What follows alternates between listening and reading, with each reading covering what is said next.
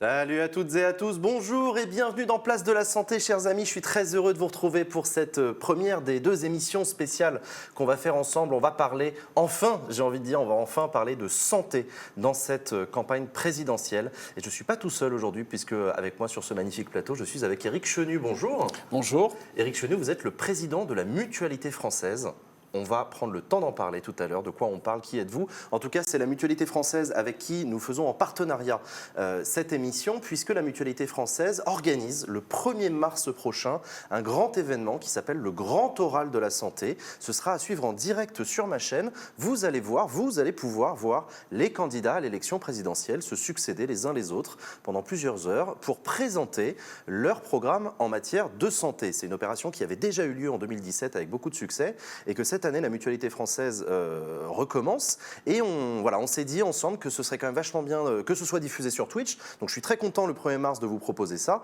Mais je suis aussi très content parce qu'on s'est dit, attends, le 1er mars c'est sympa, mais et si on en profitait pour faire des émissions avant pour parler de santé, pour se remettre dans le crâne beaucoup d'éléments de compréhension de quoi on parle quand on parle de politique de santé, de manière à ce que vous et moi d'ailleurs, on soit prêts le 1er mars à bien entendre, bien écouter ce que vont nous dire les candidats, pouvoir les analyser avec un regard critique et que vous puissiez vous faire votre opinion. Donc voilà le but de ces lives. Je dis bien ces lives puisque donc on va passer 1h30, 2 heures avec vous, Éric Chenu, aujourd'hui. On va parler de plein de trucs, on va parler de vous, on va parler de la Mutualité française, c'est quoi une mutuelle, de quoi on parle. On va parler de cette organisation, le 1er mars, la campagne présidentielle en matière de santé. On va aussi parler de santé mentale, notamment chez les jeunes. Et jeudi prochain, à 11h du matin, on refera une deuxième émission comme celle-ci où je serai avec votre directrice générale, Séverine, qui sera avec moi et avec laquelle on va parler spécifiquement des programmes politiques des candidats à l'élection présidentielle en matière de santé, puisqu'on va vous l'expliquer, mais Place de la Santé a fait tout un site internet d'analyse des programmes en matière de santé. Voilà le programme pour aujourd'hui, chers amis. Soyez les bienvenus. Installez-vous confortablement. Éric Chenu, donc je le disais aux gens qui nous regardent, vous êtes le président de la Mutualité française. C'est quoi votre parcours? Comment vous êtes arrivé à devenir président de la Mutualité française? Alors, comment je suis déjà arrivé en mutualité? Déjà, c'est une première bonne question. Tout a commencé là, franchement par hasard. C'est même pas un peu, c'est franchement par hasard. En fait, en 1993, j'étais militant syndical étudiant à l'UNFID, à l'époque, l'Union nationale des étudiants de France indépendante et démocratique. Et puis, de là, j'ai donné un coup de main sur une opération de prévention SIDA. J'étais par ailleurs militant dans le secteur LGBT à l'époque. Et j'ai voulu donner un coup de main tout simplement parce qu'on était dans les années avant la trithérapie, donc dans les années où le sida faisait très peur, où malheureusement il y avait assez peu de traitements efficaces. Et de là, j'ai découvert qu'il y avait des militants à l'AMNEF. L'AMNEF, c'était la Mutuelle nationale des étudiants de France, qui a existé jusqu'à la fin des années 90. Et qui montait cette opération. Et donc, de là, j'ai eu envie de comprendre comment ça fonctionnait, pourquoi est-ce qu'il y avait des élus étudiants dans ce truc-là, etc. Et puis, ayant compris, j'ai donné un coup de main sur une deuxième action, puis une troisième, et puis je me suis retrouvé élu. Au début, on m'a dit, viens, tu vas donner un coup de main. Et puis un an après, je me retrouvais président de la section Lorraine de l'AMNEF. Et puis c'est comme ça que j'ai pris le virus de la mutualité. C'est ce que vous me disiez quand on avait préparé cette émission. On m'avait dit, vous savez, Jean, moi je suis un militant mutualiste depuis des années. C'est vrai que militant mutualiste, c'est un truc qui n'est pas tout le temps dans le paysage. Moi, militant syndical, ok. Militant politique, ok. Militant associatif, oui, d'accord. Quelques ONG internationales, ok. Mais alors, militant mutualiste, qu'est-ce que c'est que ce truc? Ça veut dire quoi? C'est vrai que ce n'est pas la forme de militantisme que l'on connaît. Bien souvent, d'ailleurs, beaucoup de femmes et d'hommes qui, aujourd'hui, sont élus dans les mutuelles au sein de la Mutualité française ont un parcours militant avant, soit syndical, soit associatif, quelques-uns politiques aussi, parce que souvent on découvre le militantisme mutualiste au travers d'autres formes de militantisme, parce qu'il y a eu un partenariat, parce qu'on a vu justement ces acteurs de terrain, de proximité agir, et que ça nous a intéressés et qu'on a envie de faire un petit bout de route avec eux. C'est souvent comme ça. C'est assez rare que des gens aient cette forme d'engagement, comme premier engagement. C'est quand même assez rare. Alors, c'est quoi les femmes et les hommes qui font la mutualité au quotidien aujourd'hui? C'est tout simplement des gens qui ont envie d'agir concrètement pour transformer leur environnement professionnel, leur environnement personnel, familial. Et finalement, comme dans une association, de monter des actions ensemble, Mais de quoi faire comme type ensemble d'action parce que... des actions de prévention, Ouais. des actions de la gestion de l'action sociale, par exemple prestations orphelinat, prestations handicap. Il ne suffit pas juste de verser de l'argent, c'est aussi comment on va vers les gens, comment on va s'assurer que celles et ceux qui en ont besoin font aussi la demande. Donc c'est assurer ce lien humain, ce lien de proximité.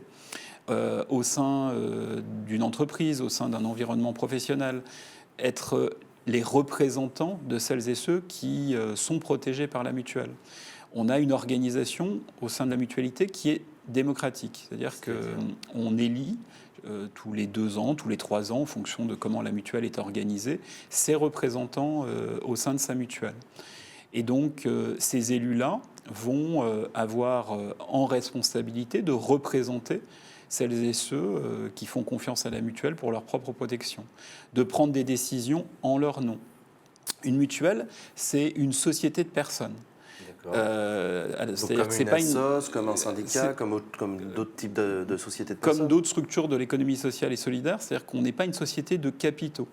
C'est-à-dire que le patrimoine des mutuelles, donc ça je pourrais y revenir tout à l'heure si vous voulez, il est impartageable. C'est-à-dire qu'on ne peut pas le diviser, le découper. Il est la propriété collective de tous les adhérents au moment où ils sont adhérents.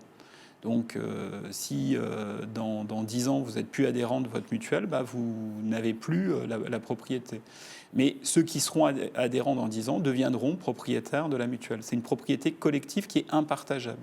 D'accord. Donc ce qui veut dire que ce n'est pas opéable non plus. On va revenir sur les mutuelles. On ne peut pas découper. Mais je reviens d'abord sur vous. Ça a été quoi votre parcours? Vous me parliez des débuts des années 90, le moment où vous mettez le doigt dans le grenage et paf, vous devenez élu mutualiste. Voilà, à l'époque, une mutuelle étudiante, on en parlera aussi tout à l'heure. Mais ça a été quoi la suite de votre parcours? Comment est-ce qu'aujourd'hui vous arrivez à la tête de la mutualité française? Au sein de la mutualité étudiante, j'ai eu plusieurs responsabilités sur les questions de solidarité nationale, notamment l'action sociale, la prévention, parce que c'est des sujets qui m'intéressaient beaucoup. Pourquoi est-ce que je suis resté en mutualité plus que dans d'autres formes d'engagement? Parce que j'avais également un engagement associatif, syndical et politique. C'est tout simplement que la mutualité permet, même quand on n'est pas à des niveaux élevés de responsabilité, de pouvoir avoir une action concrète. Parce qu'il y a les moyens économiques de l'entreprise qui permet de réaliser, de concrétiser des choses. En politique, tant que vous n'êtes pas à la tête d'un exécutif, c'est beaucoup plus compliqué. Là, en mutualité, même en proximité, à l'échelon local, on peut déjà faire plein de choses utiles. Et donc, ce côté mettre les mains dans le cambouis, être vraiment à l'origine d'action, ça me plaisait bien. Et donc, j'ai continué dans les années 90.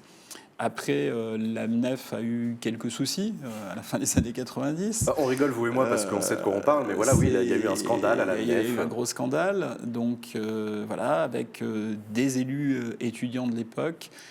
Ça nous semblait important de défendre la capacité pour les étudiants de gérer leur régime étudiant de sécurité sociale. Que ce ne soit pas géré par des adultes. Que ce ne soit pas géré par l'assurance maladie, comme c'est le cas aujourd'hui malheureusement. Et parce que c'est un outil d'autonomie, c'est un outil de construction de l'autonomie des jeunes, ça nous semblait essentiel. Et donc, on y est allé, on s'est dit, on va recréer une nouvelle mutuelle. Et donc, avec l'aide de la mutualité française, de la MGN, la Mutuelle Générale de l'Éducation Nationale, la Matmut, la Fédération des Mutuelles de France. Il y a eu quelques grands parrains mutualistes qui ont été à nos côtés pour nous aider, pour nous accompagner dans ce projet-là. On a créé la Mutuelle des étudiants et j'en ai été le premier président fondateur de cette mutuelle en 2000. De la LMDE, tout à fait. Et de 2000 à 2001, j'ai présidé cette mutuelle pour la mettre en route. Et puis ensuite, elle a vécu sa vie. Et elle a été supprimée, les mutuelles étudiantes ont disparu, ont été fondues dans le... Alors, elle existe toujours, en fait, la LMDE. Elle est raccrochée aujourd'hui au groupe Interial. qui est une mutuelle du ministère de l'Intérieur, mais elle fonctionne encore en proposant un certain nombre de possibilités de prévention, notamment d'accompagnement, d'action sociale pour les étudiants. Alors, depuis tout à l'heure, on utilise le mot mutuelle. Vous avez commencé à le définir. Vous avez dit donc c'est une société qui n'est pas une société de capitaux. Il y a déjà, dans le chat, j'ai lu par exemple, on dirait du communisme. Les moyens de production appartiennent aux travailleurs et laissent leur part en quittant l'organisation. Alors, ce n'est pas tout à fait du communisme, ça a commencé bien avant. En fait, le mouvement mutualiste, il commence à la fin du XVIIIe siècle et il va se développer vraiment au milieu du XIXe siècle. Sur un principe simple, c'est que il va se développer avec le mouvement ouvrier, en fait, tout simplement, au milieu avec la révolution industrielle, c'est de la solidarité active, c'est de la solidarité concrète. C'était quoi le sujet fondamental de l'époque ? C'est que si jamais à un moment donné un ouvrier avait un accident de travail, il se retrouvait dans la misère, lui et sa famille. Et donc, il y avait des caisses de prévoyance ouvrière qui se mettaient en place, et c'est le début et l'accélérateur de la mutualité. C'est-à-dire qu'avant de couvrir des sujets de santé, la mutualité, elle a beaucoup couvert des sujets de prévoyance, c'est-à-dire d'arrêt de travail, d'incapacité à travailler.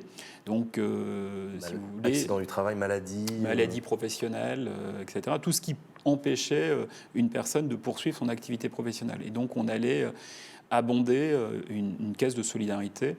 Et le jour où, malheureusement, il y avait un aléa, un accident de santé, un accident de travail qui survenait, eh bien, on pouvait aider la personne, sa famille. Par exemple, si la personne décédait, il y avait un capital qui était versé, il y avait des choses comme ça. Et puis, petit à petit, de l'accident de travail, de la prévoyance, on a étendu à la santé, et puis on a couvert de plus en plus de risques au fur et à mesure des années et au fur et à mesure des besoins. Et après la Seconde Guerre mondiale, il y a la sécurité sociale qui est née, l'assurance maladie au sens de ce qu'on connaît de sécu. Ça n'a rien changé au mutualisme qui a continué d'exister ? Ça a profondément bouleversé le mutualisme. Beaucoup de mutuelles s'étaient développées, étendues entre les deux guerres. Et il y avait eu déjà des tentatives de création d'assurance sociale, santé, dans les années 30, mais qui n'avaient pas forcément bien réussi parce qu'elles n'étaient justement pas généralisées. Et la grande force du Conseil national de la résistance en 1945, au moment des Jours heureux, ça a été de rendre cette sécurité sociale obligatoire. Et donc, en organisant cette solidarité obligatoire, de la rendre totalement universelle progressivement et de couvrir les besoins de tous les salariés dans un premier temps. Et puis après, on a étendu à d'autres catégories sociales. Donc les mutuelles, à ce moment-là, ont perdu une partie de leur périmètre d'activité. Et donc, elles se sont repositionnées sur ce que la sécurité sociale, l'assurance maladie, ne prenait pas en compte. Que ce soit ce qu'on appelle le ticket modérateur, c'est-à-dire qu'aujourd'hui, la sécurité sociale, elle ne paye pas les dépenses de santé à 100%. Si vous allez chez le médecin, il y a un ticket modérateur, il y a la Sécu, l'assurance maladie prend 70% en charge, la mutuelle prend 30% en charge. C'est ça qu'on appelle une complémentaire. Une complémentaire santé. Et si jamais il y a ce qu'on appelle des dépassements d'honoraires, c'est-à-dire que la consultation du médecin est au-delà de ce que la Sécu prend en charge, la plupart des mutuelles aussi le solvabilisent, le prennent en charge. Parce que je reviens sur la notion de mutuelle. Une mutuelle est à but non lucratif. Tout à fait. C'est pas voilà. La notion de complémentaire n'est pas forcément à but non lucratif. Il y a des complémentaires à but lucratif. Ça existe. Des assurances. Il y a des assurances privées lucratives. Il y a trois grands types d'organismes qui font de la complémentaire santé. Il y a les mutuelles qui sont majoritaires aujourd'hui, 50% grosso modo des gens qui ont une complémentaire santé, c'est dans une mutuelle. Il y a les institutions de prévoyance qui sont aussi à but non lucratif, qui sont co-gérées par les syndicats et par le patronat. Et puis il y a les compagnies d'assurance privées lucratives. D'accord. Donc du coup, moi je comprends bien la notion de complémentaire, vous l'avez dit, donc il vient en complément de la sécurité sociale, en l'occurrence de l'assurance maladie pour couvrir la totalité des soins, en tout cas au maximum. Mais du coup, il continue à exister un mouvement mutualiste de militants, d'élus, parce qu'aujourd'hui, une mutuelle, vous m'avez dit tout à l'heure, vous avez parlé d'élus. Ça fonctionne comment ? C'est démocratique ? Les adhérents votent pour des gens qui les représentent ? Tout à fait. très démocratique, c'est régulier. Je vous dis, c'est tous les 2 ou 3 ans, ça dépend de comment les mutuelles sont organisées. Et ces délégués, en général, on les appelle comme ça, aux assemblées générales, représentent les adhérents, élisent un conseil d'administration qui élit lui-même un président, une présidente. Et c'est cette gouvernance-là, ce conseil d'administration, qui va fixer les grandes orientations de la mutuelle, ses priorités, qui va fixer et proposer à l'Assemblée générale le cadre de ce qui va être pris en charge, remboursé par la mutuelle en santé, en prévoyance, en retraite, parce qu'il y a des mutuelles qui font aussi de la retraite, qui font de l'épargne, en dépendance, voilà, parce que c'est les grandes activités des mutuelles. Mais ça peut être aussi des activités au-delà du champ de l'assurance, ça peut être aussi des activités sur la gestion de l'offre de soins. Aujourd'hui, il y a 2800 services de soins et d'accompagnement mutualistes qui sont gérés par la mutualité sur tout le territoire. Ça peut aller du centre d'optique, d'audiologie, ça peut être le centre dentaire, ça peut être un centre de santé, ça peut être des cliniques en médecine, en chirurgie, en obstétrique, ça peut être des établissements de santé mentale dont on parlera tout à l'heure. Ouais. Ça peut être, voilà, c'est extrêmement divers. Et ça peut être des EHPAD dont on parle beaucoup actuellement dans l'actualité. Enfin, c'est assez divers et la mutualité développe une réponse en soins, en accompagnement sur tout le territoire, évidemment à but non lucratif, puisque c'est aussi un de nos marqueurs identitaires. Je vais faire un sondage dans le chat pour savoir qui parmi vous a une mutuelle. Alors la réponse est oui, non ou je sais pas. Vous avez parfaitement le droit de dire je sais pas, franchement j'y comprends rien, j'ai oublié, etc. N'hésitez pas, voilà, si vous savez pas, il n'y a pas de problème, mais dites-moi un petit peu, est-ce que vous avez une mutuelle? Est-ce que c'est vrai, enfin, c'est pas obligatoire d'avoir une mutuelle, on est d'accord? Alors, c'est pas obligatoire, oui, en général. Mais, il va où le mais là? C'est-à-dire qu'en fait, par exemple, pour les salariés, pour ceux qui nous suivent et qui sont salariés d'une entreprise, depuis 2013, depuis 2016, depuis le 1er janvier 2016, suite à un accord interprofessionnel entre les organisations syndicales et patronales, la couverture santé est devenue obligatoire en entreprise. Alors pour, j'irais presque compenser cette obligation de se couvrir, les employeurs financent au moins 50% de la couverture santé des salariés du secteur privé. Ce qui est plutôt une bonne chose. 50% de la complémentaire. Du coût de la complémentaire santé. Du coût de la complémentaire, ouais, d'accord. Du coût de la complémentaire santé. D'ailleurs, il y en a beaucoup dans le chat qui ont dit ouais, mutuelle de l'entreprise obligatoire, voilà, etc. Il y en a aussi qui m'ont fait remarquer mutuelle de mes parents. Oui, c'est vrai, vous pouvez être couvert par la mutuelle de vos parents. Et donc les résultats du sondage, là, c'est 84-85% ont une mutuelle parmi ceux qui nous écoutent. Okay. D'accord, donc c'est plutôt bien. En couverture, c'est plutôt pas mal. Parce qu'il y a des publics qui sont moins bien couverts que d'autres. Il y a des publics qui sont moins bien couverts, par exemple les étudiants. Parce que pour eux, ça n'est pas obligatoire. Les chômeurs, pour eux, évidemment, ça n'est pas obligatoire. Et au-delà d'une année de chômage où la couverture faite par l'entreprise se prolonge, mais au-delà d'un an, elle ne se prolonge plus.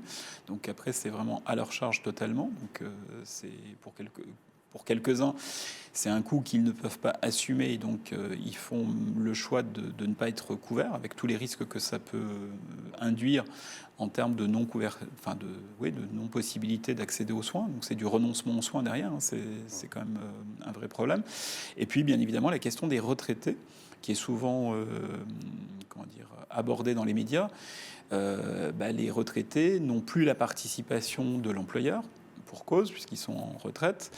Et les mécanismes de solidarité actifs retraités, c'est-à-dire entre le moment où on travaille et le moment où on ne travaille plus, ne fonctionnent plus de la même façon, puisque les contrats d'entreprise, ils ont un mérite d'organiser une solidarité entre les salariés, mais du coup, ils n'organisent plus une solidarité entre les salariés et ceux qui ne le sont pas. Donc ça, c'est une des limites aujourd'hui au mécanisme qui a été mis en place par cet accord interprofessionnel de 2013. Il y a beaucoup de questions dans le chat autour de ces sujets-là. Il y a beaucoup de questions auxquelles Éric Chenu est en train de répondre, donc tendez bien l'oreille. Notamment une question que je trouve intéressante sur, par exemple, les indépendants.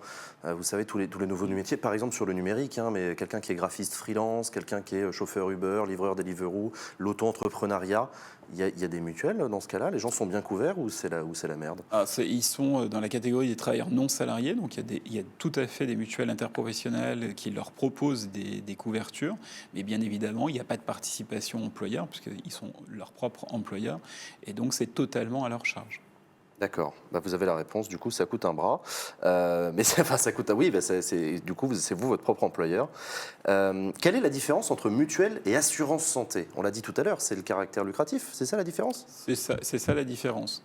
On parle de complémentaire santé pour englober toutes les catégories, mutualistes, IP et assureurs privés. Mais c'est vraiment ça la différence. Oui. D'accord. Il y a quelqu'un qui a demandé, quand on quitte son entreprise, est-ce qu'on peut continuer à être couvert par la mutuelle qu'on avait au moment où on était en entreprise? Il y a ce qu'on appelle une portabilité qui dure 12 mois. Ok, donc pendant un an, tu es encore couvert par la mutuelle de ta boîte, mais après, il va falloir que soit que ton nouvel employeur. Soit on rentre dans le cadre d'un nouveau contrat d'entreprise, soit si on devient travailleur non salarié, il faut se prendre en charge. Bon, et en l'occurrence, on l'a dit tout à l'heure, les mutuelles ont une organisation démocratique, comme beaucoup d'entreprises non lucratives du secteur de l'économie sociale et solidaire. On élit des représentants qui siègent dans des fédérations locales, etc. La mutualité française, c'est quoi? C'est une fédé des mutuelles en France? C'est une assos? C'est quoi? Alors c'est une union mutualiste, c'est une fédération mutualiste, où toutes les mutuelles quasiment de France sont regroupées. C'est à peu près 500 mutuelles au sein de la mutualité française aujourd'hui. Et donc, cette fédération, on est le représentant, ce qu'on appelle le syndicat professionnel de tout ce secteur d'activité. Secteur d'activité économique. Les mutuelles sont des entreprises, même si ce sont des entreprises à but non lucratif, ce sont des entreprises. Donc, à la fois, on est des employeurs mutualistes, on est des investisseurs, on est des acteurs économiques dans les territoires. Et donc, il faut que l'on représente ces intérêts-là, qu'on assure leur représentation auprès des pouvoirs publics pour essayer de lever les freins au développement de ces activités-là. Mais on est aussi un mouvement social. La mutualité, on s'est toujours vécu comme appartenant au mouvement social, aux côtés des associations, aux côtés des organisations non gouvernementales, des organisations syndicales. On participe de la démocratie sociale, on participe de la démocratie en santé. Et donc on fait un certain nombre de propositions auprès des pouvoirs publics, on prend un certain nombre d'initiatives qui nous semblent utiles pour garantir l'émancipation individuelle, collective de celles et ceux qu'on protège, mais aussi pour faire avancer un certain nombre de propositions qui nous semblent utiles pour les communs dans notre société, pour l'intérêt général, pour la santé publique, pour la soutenabilité même de la protection sociale. Voilà. On est un peu des assureurs paradoxaux en mutualité. C'est-à-dire paradoxal, il est où le paradoxe? Parce que si vous prenez par exemple un système comme le système aux États-Unis, totalement privé. Donc, ce qui intéresse les assureurs, c'est d'augmenter la surface assurable, de développer de la surface assurable. C'est-à-dire qu'on va regarder les risques, et puis si les risques augmentent, on augmente les cotisations, et puis ça augmente le chiffre d'affaires, et tout va très bien. Donc on fait payer plus cher à ceux qui sont plus malades. Exactement. Et ce n'est pas un sujet, puisque c'est un secteur économique en tant que tel, c'est de l'industrie de l'assurance, et ça fonctionne. Non, il y a une logique, oui. Nous, et vous, c'est le paradoxe, nous, c'est un peu paradoxal parce que nous, on revendique un socle élevé de sécurité sociale parce que ça nous semble être la protection la plus importante, la plus solidaire, la plus universelle. Et donc, on revendique toujours ça et on revendique toujours, et on fait un certain nombre de propositions en la matière, pour faire en sorte que les dépenses de santé restent soutenables. Aujourd'hui, les dépenses de santé, c'est 11,3% à peu près du produit intérieur brut du pays. Aux États-Unis, on a 18%, juste pour avoir une idée de comparaison. Les États-Unis consacrent 18% de leur richesse annuelle à la santé. À se soigner, et pour une efficacité qui est moindre que la nôtre. Alors, c'est pas parce qu'on dépense plus, d'ailleurs, qu'on se soigne toujours mieux, ça, on pourra y revenir. Et donc, nous, on fait toujours très attention que si on veut que la sécurité sociale, elle reste finançable, assumable, soutenable, si on veut que les cotisations mutualistes restent aussi soutenables pour nos concitoyens, c'est aussi de veiller à ce que ces euros investis dans le système, ils soient bien utilisés, ils soient efficients. Ils permettent de réduire les inégalités, ils permettent d'assurer le bon soin au bon moment, d'éviter des pertes de chance pour celles et ceux qui sont dans le système de santé. Et donc, on est toujours très engagé sur toutes ces questions-là. Il y a quelqu'un dans le chat qui disait ça coûte plus cher, plus on est malade, plus ça coûte cher. Ça coûte combien aujourd'hui pour un jeune, un étudiant par exemple, d'avoir une mutuelle ? C'est compliqué s'il est en mutuelle parentale. C'est-à-dire où il a une cotisation de bénéficiaire étudiant dans sa mutuelle parentale, et s'il est dans une mutuelle tout seul, les coûts sont souvent pas tout à fait les mêmes, parce que les mutuelles parentales souvent ont des politiques spécifiques, ce qu'on appelle de solidarité familiale, donc qui leur sont propres. On va dire en général, c'est aux alentours de 180 à 250 euros. Annuel. Par an, ouais. Ça fait partie des raisons pour lesquelles les étudiants sont parmi les moins bien couverts. C'est à la fois que ça coûte un peu cher. C'est important. Alors, l'autre raison pour laquelle ça a aussi beaucoup bougé, c'est la fin du régime étudiant de sécurité sociale, qui a commencé il y a 3 ans maintenant, et qui s'est étendu en 2019. Avant, les mutuelles étudiantes faisaient un travail, ce qu'on appelle d'éducation à la citoyenneté sociale.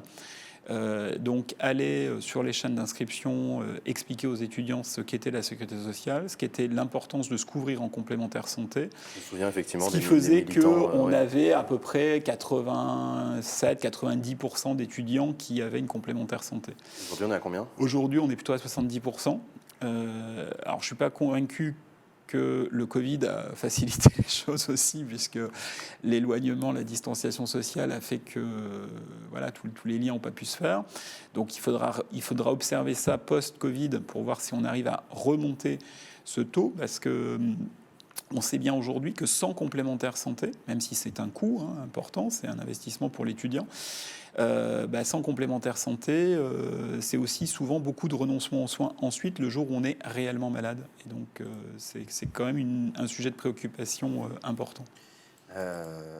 On en parlait tout à l'heure de la mutualité française. Je vais montrer des visuels que... Hop là. Paf. Des visuels sur le militantisme mutualisme. Une question quand même sur la mutualité française. Est-ce que vous êtes un lobby des mutuelles ? Je ne qualifierais pas de lobby, je dirais syndicat professionnel, en ce sens que on discute avec le gouvernement, avec le ministère de la Santé, le ministère de l'Économie, des Finances, par exemple sur les règles prudentielles qui concernent les mutuelles. Quand on fait de l'assurance, on est obligé de respecter un certain nombre de lois, de règlements français, européens aussi, pour être sûr que le jour où on doit couvrir certains risques, que ce soit en santé, en prévoyance, en retraite, l'organisme mutualiste ait bien la solidité financière qui lui permettra de payer les prestations. En santé, c'est quelque chose de relativement simple. On encaisse des cotisations en 2022 et on paye des prestations en 2022. Donc c'est assez simple en termes de gestion. En revanche, quand on va commencer à gérer de la prévoyance, par exemple de la garantie invalidité, c'est-à-dire où on va vous couvrir si vous n'êtes plus en capacité, en situation de travailler, et cette impossibilité de travailler, elle va peut-être durer 20 ans, 30 ans. Donc il faut qu'on soit capable de vous payer cette prestation-là pendant toute cette durée. Donc on est obligé de mettre de l'argent de côté, ce qu'on appelle des réserves. Et donc là, il y a des mécanismes de calcul qui tiennent compte des taux d'intérêt, qui tiennent compte d'un certain nombre de sujets. Et donc ça nous oblige à respecter le cadre prudentiel. Et vous avez lancé un site qui s'appelle unevraiemutuelle.fr. Là aussi, j'ai un visuel. Votre mutuelle est-elle vraiment une mutuelle ? Il y a des gens qui ont une mutuelle en croyant que c'en est une, mais c'en est pas une. Il y a des fausses mutuelles ? Le terme de mutuelle n'est pas protégé en France, malheureusement. Et donc, une société d'assurance peut aussi s'appeler mutuelle. Donc, quelquefois, il peut y avoir une ambiguïté. Donc, c'est pour ça que la mutualité française, il y a quelques années maintenant, a lancé cette communication-là pour bien spécifier que, justement, ce mode d'entreprendre participatif, cette lucrativité limitée, ce volontarisme qui est derrière nous, notre gouvernance démocratique, elle avait du sens. Et donc, on voulait le défendre, cette identité mutualiste, mais on voulait aussi permettre aux adhérents, aux sociétaires de faire la part des choses. Je reviens sur les étudiants. Vous l'avez dit, les étudiants n'ont donc plus maintenant leur propre régime de sécurité sociale. Il est géré... Caisse primaire. Voilà, par la caisse primaire, comme on dit. Est-ce que c'était mieux avant ? Est-ce qu'il n'y a pas une des raisons pour lesquelles ça a été supprimé ? Si je me souviens bien des arguments avancés à l'époque, c'était que ça coûterait moins cher aux étudiants. C'était aussi un truc pour le pouvoir d'achat des jeunes. Oui, alors après la question, on aurait très bien pu exonérer les étudiants de la même façon de leur cotisation de sécurité sociale en conservant les organismes de gestion, hein. Ça, c'est deux choses différentes. Donc ça, je pense que ça a été l'argument pour enrober la décision. Euh, on parle beaucoup avec la crise sanitaire du aller vers. Ça veut dire quoi? Aller vers les allocataires, aller vers les personnes pour éviter qu'un certain nombre de gens ne fassent pas jouer leurs droits. Parce qu'on s'est aperçu qu'il ne suffisait pas qu'il y ait des dispositifs qui existent pour que les gens les utilisent. C'est le fameux non-recours, comme on dit. C'est-à-dire vous avez droit à des trucs, mais en fait, vous ne les demandez pas. Exactement, pour tout un tas de raisons. parce que quelquefois, on ne le sait même pas qu'on y a droit, parce que les démarches sont quelquefois compliquées. On ne sait pas trop où envoyer sa feuille de soins, on ne sait même pas où demander sa carte vitale, etc. Et donc ce aller vers, il est fondamental. Les mutuelles étudiantes, le régime étudiant de sécurité sociale avait au moins ce mérite-là, c'est qu'il prenait bien en compte la spécificité des étudiants. Le fait que quand on arrivait à l'université, en BTS, etc., il fallait qu'on nous apprenne à devenir des ayants droit majeurs autonomes, c'est comme ça qu'on appelait à l'époque, hein, des assurés sociaux de plein exercice. Et on nous accompagnait dans cette autonomie-là. Et donc, il faut absolument que maintenant, les caisses primaires, parce que c'est elles qui ont repris cette responsabilité-là, eh bien, elles développent les mêmes dispositifs et qu'on mette en place le aller vers si on veut que ces étudiants, ces jeunes, deviennent des assurés sociaux à part entière, défendre aussi leurs besoins et puis peut-être orientent certaines choses pour eux en matière de prévention, par exemple. On parlera de la présidentielle après, mais je me souviens aussi avoir entendu des propositions dans le débat public de fondre les mutuelles dans la sécurité sociale et de créer ce qu'on appelait la grande sécu, la disparition des mutuelles. Il y a des gens qui militent pour ça, visiblement. Avec le même argument, d'ailleurs, d'augmentation du pouvoir d'achat, en disant que ça coûtera moins cher. Oui. Vous le comprenez, ça peut être séduisant comme argument. D'un point de vue simpliste, effectivement, ça peut être extrêmement séduisant. Simplement, il faut savoir pourquoi certains proposent ça. Déjà, quand on parle de ça, on ne parle pas des vrais sujets. Aujourd'hui, c'est quoi les vrais sujets? C'est les déserts médicaux. Il y a 7 400 000 Français qui vivent aujourd'hui dans un désert médical. Ce sont les Français qui n'arrivent plus à avoir de médecin traitant. 5 millions de Français qui n'ont pas de médecin traitant. 2,5 millions qui en cherchent un activement et qui n'arrivent pas à en trouver. 620 000 de nos concitoyens qui sont en affection de longue durée, c'est-à-dire qui ont des pathologies lourdes, chroniques, et qui n'ont pas de médecin traitant. Donc pour qui il y a une perte de chance considérable. Vous avez dit combien? 620 000 personnes. 620 000 personnes ont une ALD, une affection longue durée. C'est-à-dire 1% de la population qui a une maladie grave et qui n'a pas de médecin traitant. Ça, pour moi, c'est les vrais sujets urgents auxquels il nous faut répondre. Et donc la question des tuyauteries, pour savoir comment on finance, etc., je ne dis pas que ce n'est pas des sujets, puisque nous-mêmes, on dit qu'il faut repenser le système. Pourquoi? Parce que le système, il existe depuis longtemps, que les besoins ont changé, etc. Donc on n'est pas pour le statu quo. Ça nous semble ni possible, ni souhaitable, et on ne le souhaite pas. Pour autant, est-ce que la manière d'aborder ces sujets-là doit être uniquement comptable et gestionnaire? On ne le croit pas. C'est ça le risque, c'est de créer un gros monstre, un gros monstre de la Sécu qui gérerait tout et il n'y aurait plus de militants mutualistes qui vont dans les territoires. C'est ça que vous dites? Oui, c'est un peu ça. Et puis, je dis autre chose, c'est que on a vu ce que donnait la gestion comptable de l'hôpital. On a un hôpital qui est en difficulté, qui n'a pas eu les moyens de son développement ces dernières années. Et on l'a vu... Heureusement qu'on a des professionnels de santé, des médecins, des infirmières, des aides-soignantes qui sont très engagés, qui ont une conscience professionnelle énorme pour avoir tenu pendant la crise sanitaire. Mais on a vu à quel prix, comment ça a été difficile. Pourquoi? Parce que pendant des dizaines d'années, quels que soient les gouvernements successifs, on n'a pas donné les moyens à l'hôpital, parce qu'on a raisonné d'un point de vue comptable. Si demain, il n'y a que l'État qui décide de tout, comment on pourra discuter, comment on va pouvoir faire progresser la démocratie sociale dans notre pays sur le champ de la protection sociale?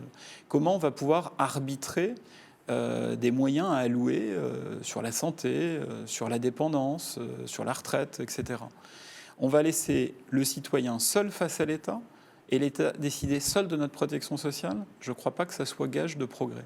Je pense qu'il faut au contraire jouer la carte de l'émulation entre les acteurs, les opérateurs. Ça ne veut pas dire qu'il ne faille pas de contraintes, ça ne veut pas dire qu'il ne faille pas d'objectifs. Mais je pense que si on veut innover, si on veut utiliser demain davantage les data, mieux personnaliser les accompagnements, éviter les renoncements, faire reculer les inégalités en santé, on a, je crois, plutôt intérêt à miser sur la diversité des acteurs, des opérateurs, voir ce qui marche bien et s'aimer les bonnes pratiques, évaluer, challenger l'ensemble des acteurs, des opérateurs. Mais je pense que c'est une grande illusion que d'imaginer un seul cadre unique pouvant répondre à toute la complexité des enjeux en matière de santé et répondre à la diversité des publics auxquels on a à s'adresser. Vous le disiez tout à l'heure, années 90, vous étiez un jeune militant mutualiste. Il y en a toujours. Aujourd'hui, je suis beaucoup moins jeune. Vous êtes toujours un jeune militant mutualiste. Non, mais est-ce qu'il y en a toujours des jeunes militants mutualistes maintenant que justement il n'y a plus ces mutuelles étudiantes comme on avait par le passé? Ça va être un de nos challenges importants dans les années à venir parce qu'effectivement, la mutualité étudiante avait ce gros intérêt de mettre le pied à l'étrier à beaucoup de générations de mutualistes qui ensuite s'investissaient parce qu'ils allaient travailler dans une entreprise et avaient été un peu mordus par le virus de la mutualité et continuaient, ou dans les mutuelles de fonctionnaires, etc.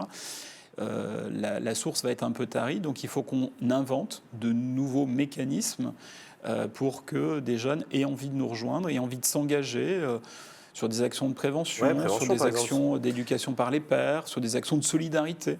Parce qu'on va en parler, mais il y a des sujets en santé spécifiquement jeunes aussi, ça existe. Oui. On a parlé des addictions, on peut parler des IST. Des IST, les infections sexuellement transmissibles, des enjeux aussi sur le numérique. Alors on parle parfois des écrans et des enjeux que ça peut représenter pour certains jeunes et très jeunes publics. La question du cyberharcèlement et de la santé mentale, dont on parlera plus tard dans l'émission d'ailleurs. Il y a des enjeux sur lesquels des jeunes se mobilisent. Ça existe, des associatifs, des jeunes qui vont dans les facs, qui vont dans les territoires rencontrer d'autres jeunes en leur disant faire des opérations de prévention en boîte de nuit, des trucs comme ça. Ça existe. Ça existe, ça se fait. Il y a, par exemple, pendant la crise sanitaire, il y a eu des initiatives qui ont été accompagnées, soutenues par des mutuelles pour lutter contre l'isolement social que la distanciation a induit, pour mettre en place et accompagner des opérations d'épicerie solidaire, parce que certains avaient perdu leur job qui leur permettait de s'en sortir au quotidien. Et donc, on a développer des systèmes de collecte pour mettre en place des paniers et éviter que certains se retrouvent sans avoir la capacité de manger à leur faim.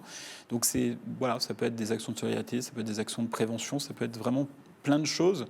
Nous, ce qui nous importe, c'est vraiment l'innovation sociale, l'innovation humaine. C'est ça qui est fondamental. Le prochain congrès de la mutualité à Marseille en septembre aura pour terme mutualité, territoire d'engagement pour l'entraide et les solidarités. Donc c'est ça qu'on essaye de mettre en place pour toutes les générations, bien sûr, mais notamment pour les jeunes. D'accord. On va parler de l'élection présidentielle. Éric Chenu, en 2017, je le disais en introduction de cette émission, bienvenue à vous d'ailleurs si vous nous rejoignez. Je suis avec Éric Chenu, donc président de la Mutualité française. Et dans le cadre de cette émission en partenariat, Place de la Santé, il y aura le 1er mars prochain, à partir de 9h du matin en direct, vous pourrez le suivre sur ma chaîne, un grand oral des candidats à l'élection présidentielle qui vont venir se succéder pour présenter leur programme en matière de santé, santé au sens large. On en parle depuis tout à l'heure, vous voyez, on parle de prévention, il n'y a pas que l'hôpital et le Covid. Il y a plein d'autres choses. Cette opération Place de la Santé, vous l'aviez déjà organisée en 2017. Les candidats s'étaient succédés pour présenter. Vous en avez retenu quoi de cet exercice? Pourquoi vous l'avez lancé? Parce que avant 2017, alors que la santé était souvent dans le trio de tête des préoccupations des Français, depuis 1995, on n'avait pas parlé de santé à l'élection présidentielle. Et donc ça nous semblait essentiel de remettre ce sujet-là, le sujet de la santé, le sujet de la protection sociale, au cœur du débat public. Pourquoi ?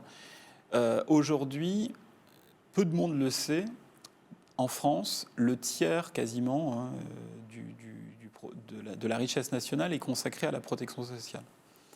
C'est-à-dire à l'assurance maladie, à la retraite, à tous les mécanismes sociaux de redistribution. Donc c'est considérable. Or, on n'en parle pas. on n'en débat pas pour savoir quelle priorité on veut y donner, comment on veut organiser les choses. On ne se pose pas la question de savoir est-ce que les 270 milliards d'euros qu'on consacre à la santé, est-ce que c'est suffisant, déjà, première chose, et est-ce qu'on les dépense bien? Est-ce qu'ils produisent l'effet attendu? Et permettre qu'on aborde ces sujets-là au moment de l'élection majeure, l'élection présidentielle, les élections législatives ensuite qui vont donner une majorité parlementaire au pays, ça nous semble absolument nécessaire. Il y a quelqu'un qui dit 270 milliards, c'est fou. Oui, c'est beaucoup. Ça pourrait être plus? Je ne sais pas s'il faut que ce soit plus. En tout cas, c'est beaucoup. C'est un vrai effort pour le pays. C'est 11,2% du produit intérieur brut, donc c'est important. C'est globalement la même proportion en Allemagne, hein, si on veut faire une comparaison. Il y a les pays d'Europe du Nord consacrent un peu moins, mais ont des organisations différentes. Okay. Et puis, je vous ai dit, aux États-Unis, c'est 18%. Donc, on peut trouver un peu toutes les situations. Mais l'enjeu, c'est pas tant le niveau de dépense, c'est est-ce que c'est de la bonne dépense? Est-ce qu'on l'organise bien? Est-ce que, par exemple, dans les sujets à venir, est-ce qu'on doit concentrer tout le débat sur l'organisation du système de santé, voire sur l'hôpital, comme se concentre une bonne partie des propositions aujourd'hui, ou est-ce qu'au contraire, il faut élargir le sujet? C'est-à-dire comment on fait en sorte d'être en bonne santé, de rester en bonne santé. Nous, on préconise plutôt ça. Pourquoi? Parce que, alors qu'on dépense beaucoup, on a une espérance de vie sans incapacité dans notre pays qui est très moyenne. On a une espérance de vie entière qui est bonne.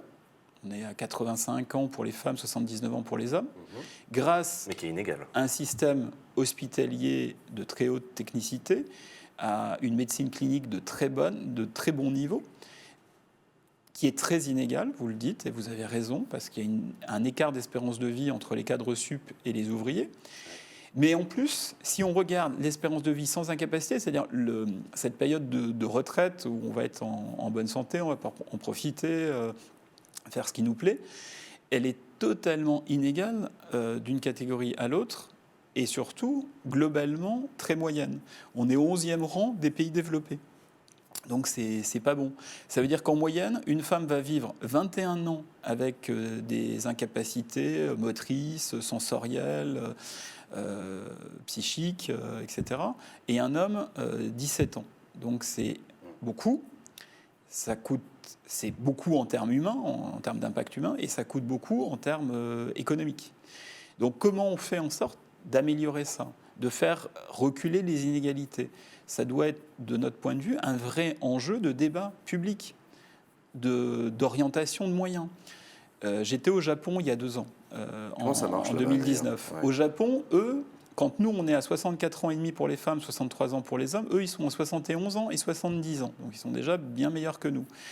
Eh bien, en 2019, ils se donnaient pour objectif, le ministère de la Santé, le ministère de l'Économie, les entreprises, les collectivités locales, que d'ici à 2030, ils fassent remonter ce taux-là à 75 ans. D'accord. Mais comment ils font? Ils ne se préoccupent pas que du système de santé. Eux, ils réfléchissent à comment on aménage l'espace urbain. Par exemple, comment on met des bancs dans l'espace public. Pourquoi il faut des bancs dans l'espace public? La personne âgée. Parce que la personne âgée qui va sortir de chez elle pour aller faire une balade ou pour aller faire ses courses, elle ne va peut-être pas être capable de marcher pendant 1 kilomètre. Peut-être qu'il faudra qu'elle fasse une pause au bout de 300 mètres. Et si elle n'a pas de banc, si elle risque de tomber, d'être trop fatiguée, à un moment donné, elle ne sort plus de chez elle. Si elle ne sort plus de chez elle, elle n'entretient pas sa masse musculaire et donc elle va de plus en plus risquer de tomber. Et donc, on voit bien que c'est en agissant sur plein de petites choses, sur le réseau de transport en commun, sur l'aménagement urbain, sur les services à domicile, sur plein de petites choses, où on va mettre en condition, en situation, la personne âgée de rester en bonne santé plus longtemps. Il y a quelqu'un qui dit, oui, il y a peut-être aussi au Japon une culture du souci de l'autre, du souci collectif, peut-être plus que chez nous. En tout cas, ils ont un regard sur la personne âgée qui n'est pas le même que nous. C'est-à-dire qu'il n'y a pas d'invisibilisation de la personne âgée, elle est beaucoup plus présente dans l'espace public. Moi, j'ai jamais vu autant de personnes, enfin c'est vu si on peut dire, parce que je ne les vois pas, mais en tout cas, je savais qu'elles étaient là, dans les rues de Tokyo, de personnes en déambulateur, qui se baladent, où tout l'aménagement urbain est organisé, il n'y a pas de, il n'y a pas de marche, il n'y a pas de trottoir, tout est bien organisé pour les personnes en fauteuil, pour les personnes avec des déambulateurs, et les gens vivent leur vie de façon naturelle et fluide.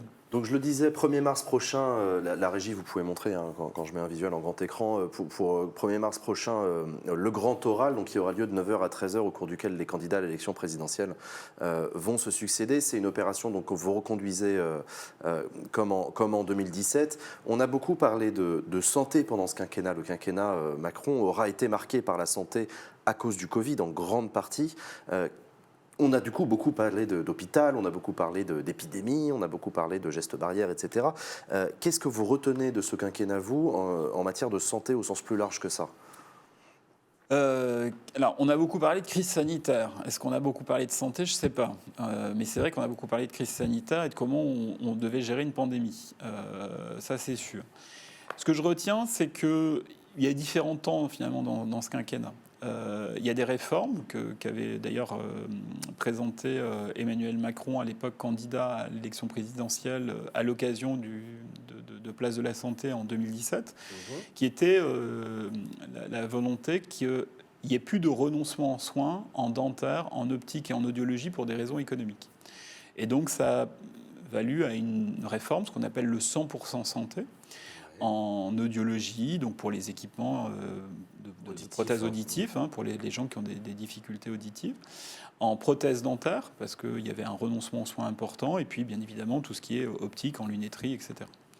Et donc cette réforme-là, elle a mobilisé l'assurance maladie, elle a mobilisé les mutuelles et elle a mobilisé les professionnels de ces différentes activités, où chacun a fait un effort en améliorant les remboursements pour la Sécu ou pour nous surtout, et puis les professionnels en régulant un peu les prix. Tout ça a permis qu'il n'y ait plus de reste à charge sur un panier définition de panier de soins qui a été ce qu'on appelle le reste à charge, c'est le reste à charge, c'est ce qui laisse ce que la personne doit payer une fois que la Sécu, la mutuelle a remboursé. D'accord. Et donc, grâce à ce panier qui a été défini, aujourd'hui, il y a la possibilité d'avoir des équipements en optique, des lunettes, des prothèses dentaires ou des audioprothèses, sans aucun reste à charge. Et ce qui est assez intéressant, c'est de voir que cette réforme, qui est assez récente, elle a commencé à être mise en place en 2020, elle s'est généralisée en 2021, ce sont 10 millions de Français qui en ont bénéficié. Donc ça montre que ça répondait à un vrai besoin.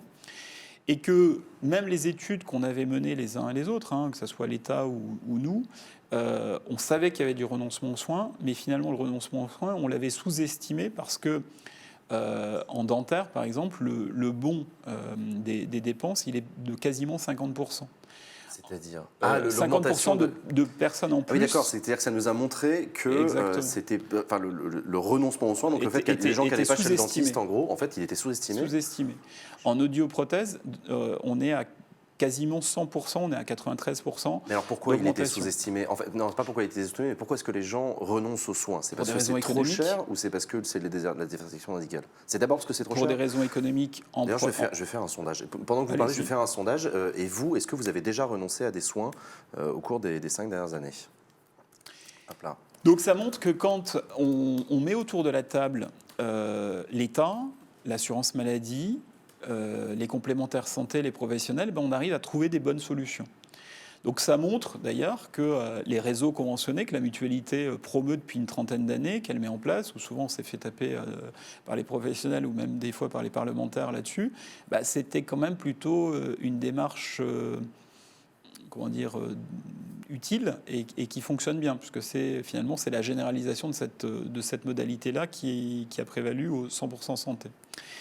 En revanche, il y a d'autres réformes où on est beaucoup plus dubitatif. Par exemple, sur la santé mentale. Nous, il y a quelques mois, constatant l'impact de la crise sanitaire sur l'état en santé mentale dans le pays, on a décidé de prendre en charge 4 consultations de psy en charge par an. On s'est mis d'accord avec les professionnels, parce que c'est comme ça qu'on travaille, c'est comme ça qu'on fonctionne. On ne décide pas seul dans notre coin. On fait avec ceux qui savent, avec ceux qui mettent en œuvre les solutions, et on s'est mis d'accord sur un niveau qui correspond à la réalité des pratiques et à la réalité des tarifs, c'est-à-dire 60 € par consultation. L'État a repris cette proposition, c'est plutôt une bonne chose, en disant oui, il y a un vrai problème en santé mentale dans le pays, donc ça, ils ont fait le même constat que nous, et ils ont dit on va prendre en charge. Sauf que plutôt que de se baser sur la réalité des pratiques et des tarifs, de manière unilatérale, l'assurance maladie va prendre en charge 40 € la première consultation et 30 € les consultations suivantes. Donc on voit bien quelque chose de complètement décorrélé de la réalité des pratiques, ce qui ne permettra pas une prise en charge de qualité. Parce que le reste, c'était censé être pris en charge par les mutuelles, du coup. Non, parce que là, ça sera le tarif maximum que pourra facturer le psychologue. Donc il faudra trouver des psychologues qui acceptent de travailler à ce tarif-là. Hein. Donc vous voyez là, finalement, vous me posiez la question tout à l'heure de qu'est-ce qui se passerait demain s'il n'y avait plus de mutuelle. Soit il y a une discussion qui se fait à plusieurs et avec les professionnels, soit à un moment donné, il y a une décision unilatérale et qui peut arriver à ce genre de décision. Voilà. On reparlera de santé mentale tout à l'heure. Du coup, la réponse au sondage, c'est qu'il y a 55% des gens qui nous regardent qui, oui, ont déjà renoncé à des soins récemment. Ce n'est pas un chiffre que vous étonne ?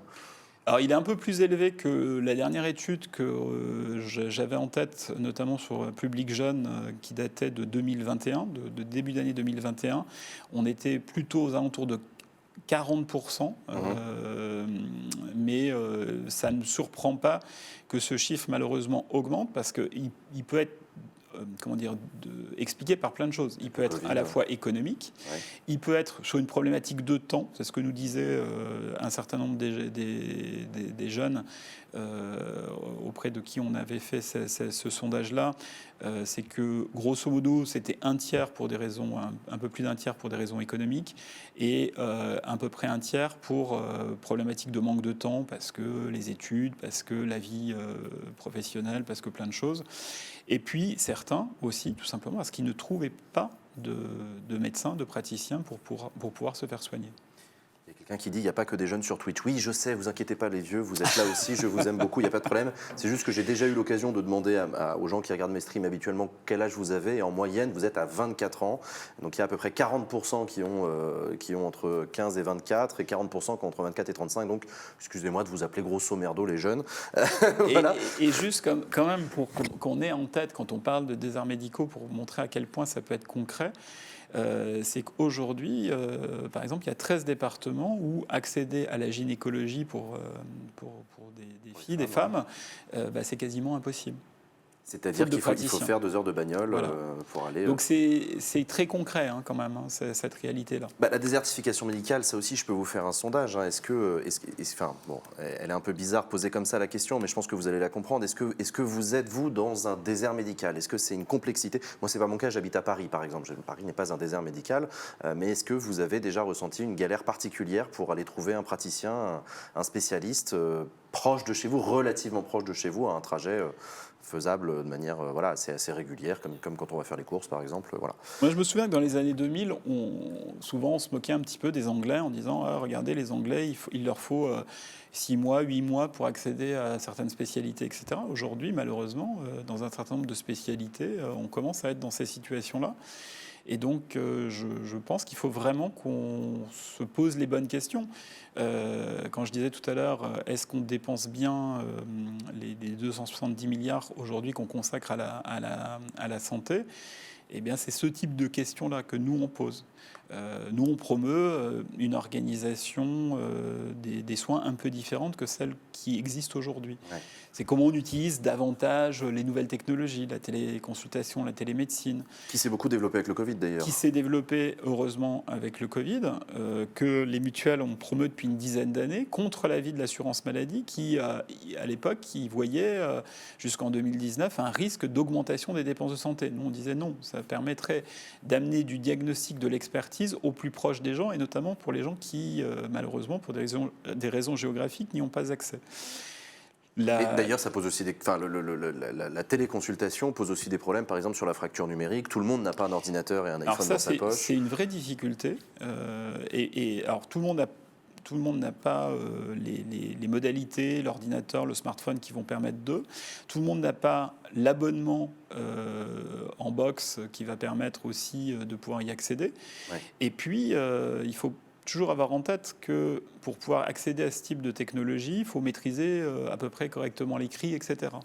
Et qu'on a aussi une partie de la population qui a un rapport à l'écrit un peu compliqué. Notamment les plus défavorisés. Et donc, à un moment donné, il faudra, si on veut que le développement de ces solutions-là soit utile pour tout le monde, aussi qu'on développe la médiation numérique.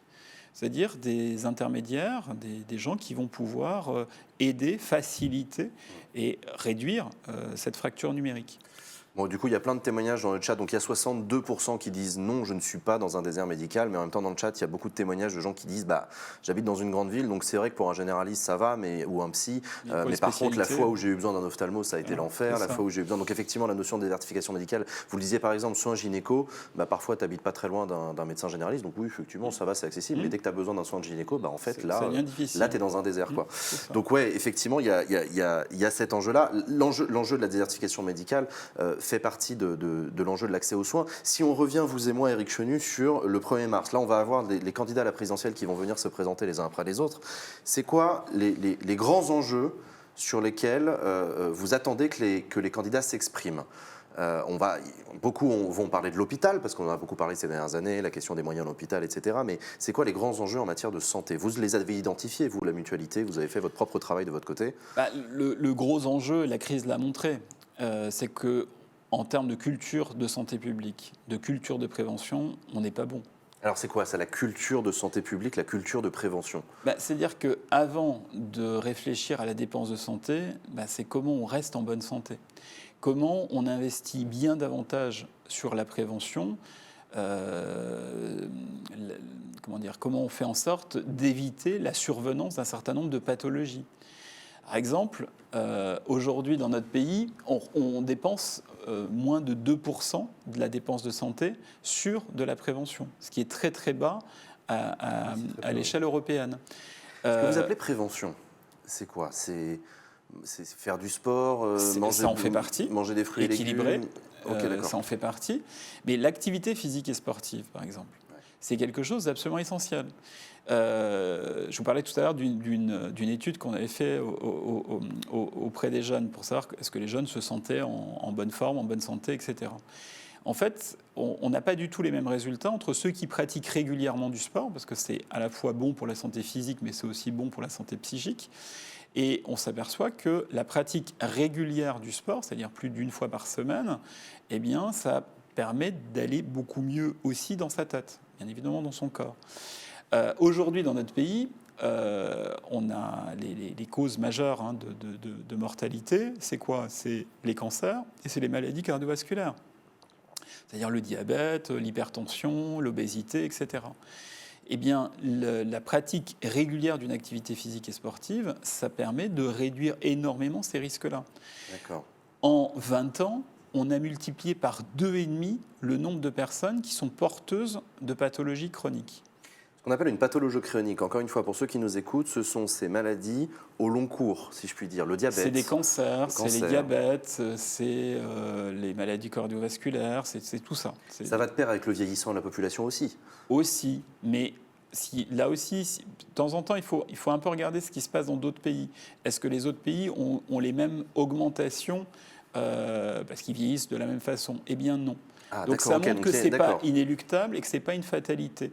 Et qu'on aurait donc intérêt, si on veut que le système reste assumable, à se donner davantage de chances de réussir, à faire en sorte qu'il y ait moins de gens qui rentrent dans des pathologies chroniques et même peut-être que certains en sortent.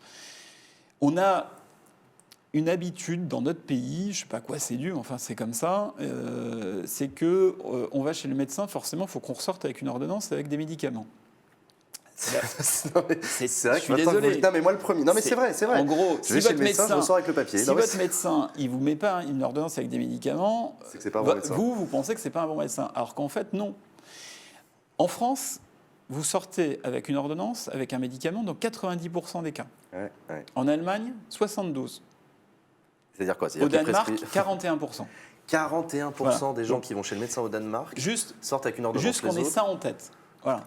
Et les autres, du coup, ils ont quoi? Le médecin fait quoi? Il fait un check-up, il vérifie, je sais pas, la consommation de tabac, par exemple, si vous êtes avec une petite problématique, comment dire, parce que justement vous ne faites pas assez d'activité physique et sportive, que vous commencez à avoir quelques petits soucis, en France, on va avoir le réflexe de vous prescrire des statines. C'est une molécule. Dans d'autres pays, et en France, heureusement, ça se développe de plus en plus parce qu'il y a de plus en plus de médecins qui s'aperçoivent que donner des thérapies non médicamenteuses, c'est quand même plus utile, c'est-à-dire pas donner de molécules, ils vont plutôt vous conseiller de faire un peu de jogging, de faire un peu d'activité physique et sportive. Ça donne les mêmes résultats. Donc voilà, c'est ces sujets-là qu'il faut qu'on arrive à mettre sur la table, c'est-à-dire comment, par de nouvelles pratiques, qu'on arrive à faire changer nos habitudes. C'est une alimentation plus équilibrée, mais ça veut dire aussi qu'il faut réfléchir à comment, quand vous êtes en resto d'entreprise, comment vous êtes en resto étudiant, etc., cette alimentation, elle est équilibrée aussi. C'est comment on fait en sorte que cette alimentation équilibrée, elle soit accessible économiquement. Donc, à un moment donné, faire en sorte que la malbouffe, elle soit pas forcément... moins cher que la bonne bouffe. C'est tous ces sujets-là qu'il faut un petit peu regarder. C'est pas aujourd'hui forcément des évidences quand on regarde les prix dans les magasins. Donc, voilà. Oui, non, mais c'est vrai. Mais d'ailleurs, ça aussi, c'est des chiffres, je crois savoir que justement, le fait de bien manger ou mal manger, il y a aussi une inégalité sociale. Plus on a de pouvoir d'achat, plus on peut se payer effectivement les petits légumes de saison qui vont bien. Alors que les populations les plus fragiles vont plus facilement aller vers du steak surgelé et du nuggets de poulet.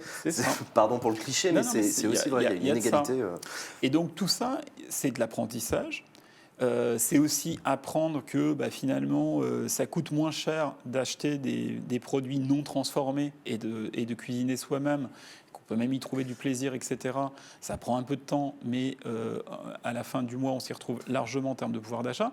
C'est tous ces sujets-là qu'il faut qu'on apprenne et qu'on réapprenne d'une certaine façon, parce que c'est des choses qu'on savait faire avant. Il y a quelqu'un qui dit, il est en train de nous dire que 5 fruits et légumes par jour plus 30 minutes d'activité, ça va nous guérir de tout. Non, pas du tout. C'est pas du tout ce qu'on est en train de vous dire. C'est pas tout à fait ça. Il y a des gens sur Internet qui vous racontent ça, c'est pas vrai. Allez chez le médecin si vous en avez besoin. Bien sûr. Mais ce que dit Éric Chenu, c'est que parmi les objectifs, là, dans le cadre d'une campagne présidentielle de qu'est-ce qu'il faut changer pour que ça aille mieux, il y a ce qu'on appelle, donc, je répète, la culture de prévention, la culture de santé, c'est-à-dire essayer de se maintenir autant que possible en bonne santé, et ça passe par une bonne alimentation, notamment, mais pas que, par une bonne alimentation et une activité physique régulière. Parce que là, il y a un nouveau. Et la culture de prévention, c'est aussi aller chez le médecin régulièrement, parce que passé certains âges, c'est utile d'aller faire un petit check-up, de temps en temps. Passé 40 ans, si on n'a jamais fait un test d'effort, ça peut être utile. Surtout s'il y a des antécédents familiaux. Passé 45 ans, c'est utile d'aller voir un ophtalmo, même si on n'a pas de problème de vue a priori, parce qu'on ne sait jamais. Faire un point, c'est un peu un bilan. Un check-up, parfois c'est un peu vous savez, quand on dit qu'il faut aller chez le dentiste au moins une fois par an, juste pour vérifier que tout va bien. Parce que ça peut permettre de vérifier, tiens, il y a un petit début de carie, on peut le soigner très vite et très facilement. Alors si tu n'y vas pas, en fait, 3 ans plus tard, là c'est grosse intervention.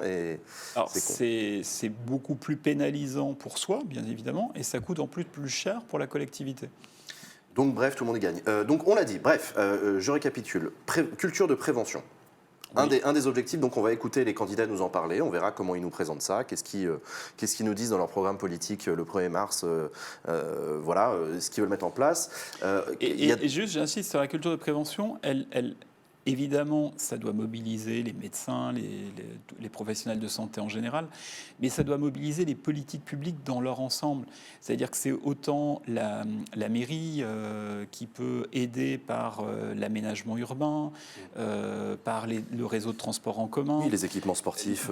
Par les équipements sportifs. C'est au travail, c'est partout en fait. C'est-à-dire que c'est à un moment donné, c'est une mobilisation de tous les acteurs, parce que tout le monde y a intérêt. Collectivités territoriales, employeurs publics, privés. Nous, bien évidemment, on doit aussi se mobiliser là-dessus et se prendre en main. Prévention, c'est l'un des grands axes sur lequel on va tendre l'oreille. Deuxième enjeu, on en a un tout petit peu parlé, mais on va revenir dessus, l'accès aux soins. On a parlé de désertification médicale. Est-ce qu'il y a un autre enjeu qui est autour de ça? Les gens qui n'ont pas suffisamment accès aux bons soins au bon moment. Nous, notre conviction, c'est que il faut regarder je vais faire un tout petit peu de technique 2 secondes, mais la démographie médicale. C'est-à-dire, en gros, c'est de quel personnel, quel professionnel on dispose aujourd'hui. Nombre de médecins, médecins généralistes, médecins de spécialité, nombre d'infirmiers, de kinés, d'ergo, etc. On constate quoi? On constate que compte tenu de décisions calamiteuses, je me permets de les qualifier, comptables et gestionnaires, il y a une trentaine d'années, jusqu'au début des années 2000, il y avait un raisonnement un petit peu simpliste, comme celui de la grande sécu. S'il y a moins de médecins, il y aura moins de prescriptions, et donc on équilibrera les comptes de la sécu. Et donc on a réduit... C'est comme ça qu'ils le disaient à l'époque? Oui, quasiment. Certains dans leur tête, c'était ça, il y a moins de médecins. C'est vrai qu'il y a moins de médecins, il y a moins d'ordonnances. Oui, voilà. Vu comme ça, c'est un peu... C'était un poil simpliste. Là, vous êtes en train de parler du numerus clausus, on est d'accord? C'est ce dont on est en train de parler. Donc je rappelle pour ceux qui nous écoutent que... ce qu'on appelle le numerus clausus, c'est-à-dire le nombre de médecins qu'on forme chaque année.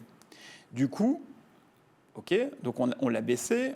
Grosso modo, il était entre 7 et 10 000 avant, et on l'a baissé à moins de 3 000 quand même. Donc 3 000 médecins par an, pas plus. Et le problème, c'est qu'on ne s'est pas préoccupé de ce que ça allait donner 20 ans, 30 ans après.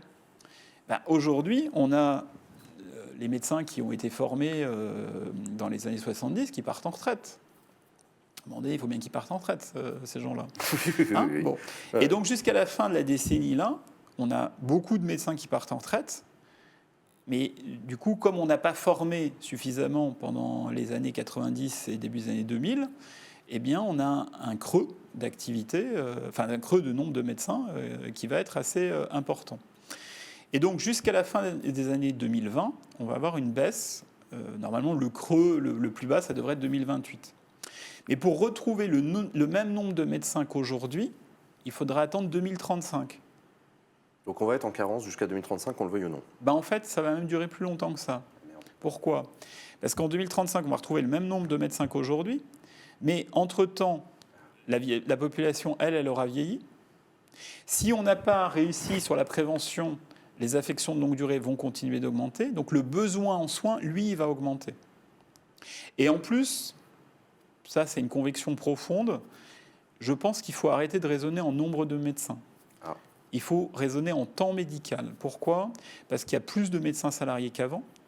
Et un médecin salarié travaille un nombre d'heures inférieur à un médecin libéral. C'est-à-dire il fait de la paperasse? Non, c'est qu'un médecin salarié, il est à 35 heures. Et un médecin libéral, il est à combien? 55. Oui, d'accord, je vois ce que vous voulez dire. D'accord, il faut aussi que les médecins libéraux... il faut aider les médecins libéraux aussi à exercer. Oui, il y a peut-être des gens qui nous écoutent et qui ont connu ces salles d'attente pleines à craquer à 19h. Si on n'aide pas les médecins libéraux à continuer à pouvoir s'installer, à exercer, et c'est pour ça que nous on promeut l'exercice regroupé, parce que ça permet que des médecins travaillent ensemble, de pouvoir travailler avec des paramédicaux, c'est-à-dire des infirmiers, de travailler avec des kinés, ce qu'on appelle les maisons de santé. Ça peut être des maisons de santé, ça peut être des centres de santé, ça peut être plein de choses. Il y a différents statuts possibles. Après, c'est à eux de s'organiser comme ils le souhaitent. Mais on pense que l'exercice regroupé, c'est plutôt qualitatif. Ça permet une prise en charge d'ailleurs du patient plus globale, et ça permet ce qu'on appelle de la délégation de tâches. C'est quoi la délégation de tâches? C'est que le médecin, il se concentre là où sa plus-value médicale est la plus forte. Et il peut déléguer à d'autres professionnels de santé, des infirmiers, des kinés, des psychologues, etc., des prises en charge que eux peuvent faire, où ils sont tout à fait qualifiés pour pouvoir le faire. Par exemple, un ophtalmo, il peut travailler avec un orthoptiste. C'est un paramédical qui a 4 ans de formation, qui est un spécialiste de l'acuité visuelle. Ça permet que l'ophtalmo, lui, se concentre sur la pathologie de l'œil, et que pour tout le reste, prescription de lunettes, vérification de votre acuité visuelle, etc., c'est l'orthoptiste qui le fait. Vu qu'on va être en grande pénurie médicale, ça nous semble plutôt pertinent de réfléchir comme ça. Donc vous l'avez dit, donc l'enjeu l'enjeu de l'offre de soins est un enjeu de nombre de personnes que l'on forme chaque année, donc le fameux numerus clausus dont on a beaucoup parlé, y compris sur cette chaîne, vous l'avez beaucoup entendu, Olivier Véran en parler, puisqu'il l'a réformé, il l'a supprimé en partie, enfin il a mis en place la suppression petit à petit. La question du temps efficace de soins, le temps médical disponible, pour reprendre le mot exact, la répartition sur le territoire, donc là aussi la question de former des médecins c'est bien, mais s'ils vont tous sur la Côte d'Azur, il y a un moment ça ne va pas régler le problème, donc la question de l'exercice regroupé, comme vous dites, dans les territoires enfin, les déserts médicaux, c'est comme ça qu'on les appelle. Donc se pose la question aussi parce que c'est des choses qu'on entend et que vous entendrez le 1er mars prochain, sur la coercition ou l'incitation. Grosso modo, pour que les médecins aillent s'installer dans des déserts médicaux, on peut aller vers des modèles politiques de type coercitif, c'est-à-dire une obligation. Il y a des candidats, j'ai entendu des candidats dire ça, le médecin qui sort de la fac, il est diplômé, félicitations à lui, il est obligé d'aller s'installer dans un désert médical pendant X années. Voilà. Mais il y a aussi d'autres types de politiques qui sont plus incitatives en disant non, ça reste c'est un médecin libéral, donc il a la liberté d'installation. En revanche, s'il va dans un désert médical, il va être fortement incité. Il va avoir, alors vous avez peut-être fait d'ailleurs des reportages à la télé où même parfois l'appartement est mis à disposition par la collectivité locale, la place en crèche pour le petit, voilà, les aides pour que le médecin puisse s'installer. Donc tout ça, vous allez l'entendre le 1er mars. Gardez bien en tête ces enjeux multifactoriels autour de l'offre de soins. Autre sujet, la question du grand âge. Ça aussi, c'est un enjeu de santé majeur. On l'a dit un peu furtivement au cours de cette émission, Éric Chenu et moi, mais la population française est en train de vieillir. Je peux revenir 2 secondes en arrière. On a tout le temps qu'on veut, on est sur Twitch. Allez-y. Juste parce que c'est aussi important. Alors ça peut paraître étonnant que moi, représentant des mutuelles, je dise ça. On a aussi un sujet de niveau de rémunération des professionnels de santé en général, des médecins en particulier. Aujourd'hui, dans notre pays, ils ne sont pas payés au bon niveau. Si on fait ce que je disais, c'est-à-dire qu'on concentre le temps médical là où est la plus-value, il faut aussi en même temps accepter une revalorisation du niveau de rémunération des praticiens. Je vais donner l'exemple, je vais rester sur l'exemple de l'ophtalmo, puisque c'était l'exemple les témoignages qui ont eu cours tout à l'heure dans le sondage que vous avez fait, où plusieurs disaient qu'ils avaient une difficulté pour trouver un ophtalmo. Si on dit que l'ophtalmo, il doit concentrer son temps là où sa plus-value est la plus forte, c'est-à-dire autour des pathologies de l'œil, ça suppose aussi que la consultation d'un ophtalmo, elle ne peut pas être au niveau où elle est aujourd'hui.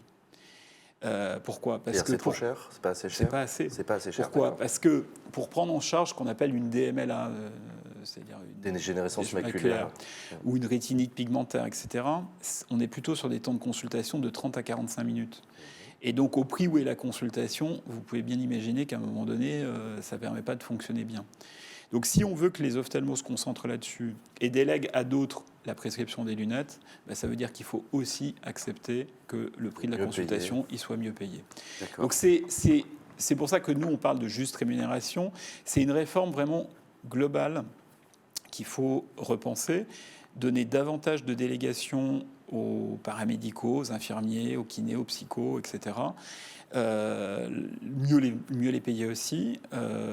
On a développé ce qu'on appelle des infirmiers en pratique avancée. C'est une bonne chose. Il faut accélérer ces formations-là. Vous ce que c'est ? Ce sont des infirmières qui vont faire 2 ans de formation supplémentaire et qui vont pouvoir prendre en charge, en responsabilité, des prises en charge beaucoup plus complexes qu'une infirmière classique ne peut pas prendre en charge.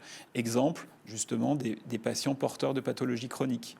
Alors, ça peut être à l'hôpital, dans l'organisation de services, mais ça peut être aussi en libéral. Et donc, c'était un niveau qu'en France, on n'avait pas, qui existe dans beaucoup de pays. On va dire une infirmière plus, c'est-à-dire qui a vraiment une formation renforcée, qui va pouvoir prescrire un certain nombre de choses.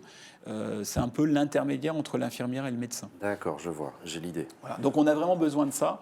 Et il ne faut pas minorer l'impact, l'utilité de la téléconsultation, de la télémédecine, qui pourra, plus que la coercition, qu'elle je ne crois pas des masses, moi pour ma part, amener de l'expertise au plus proche.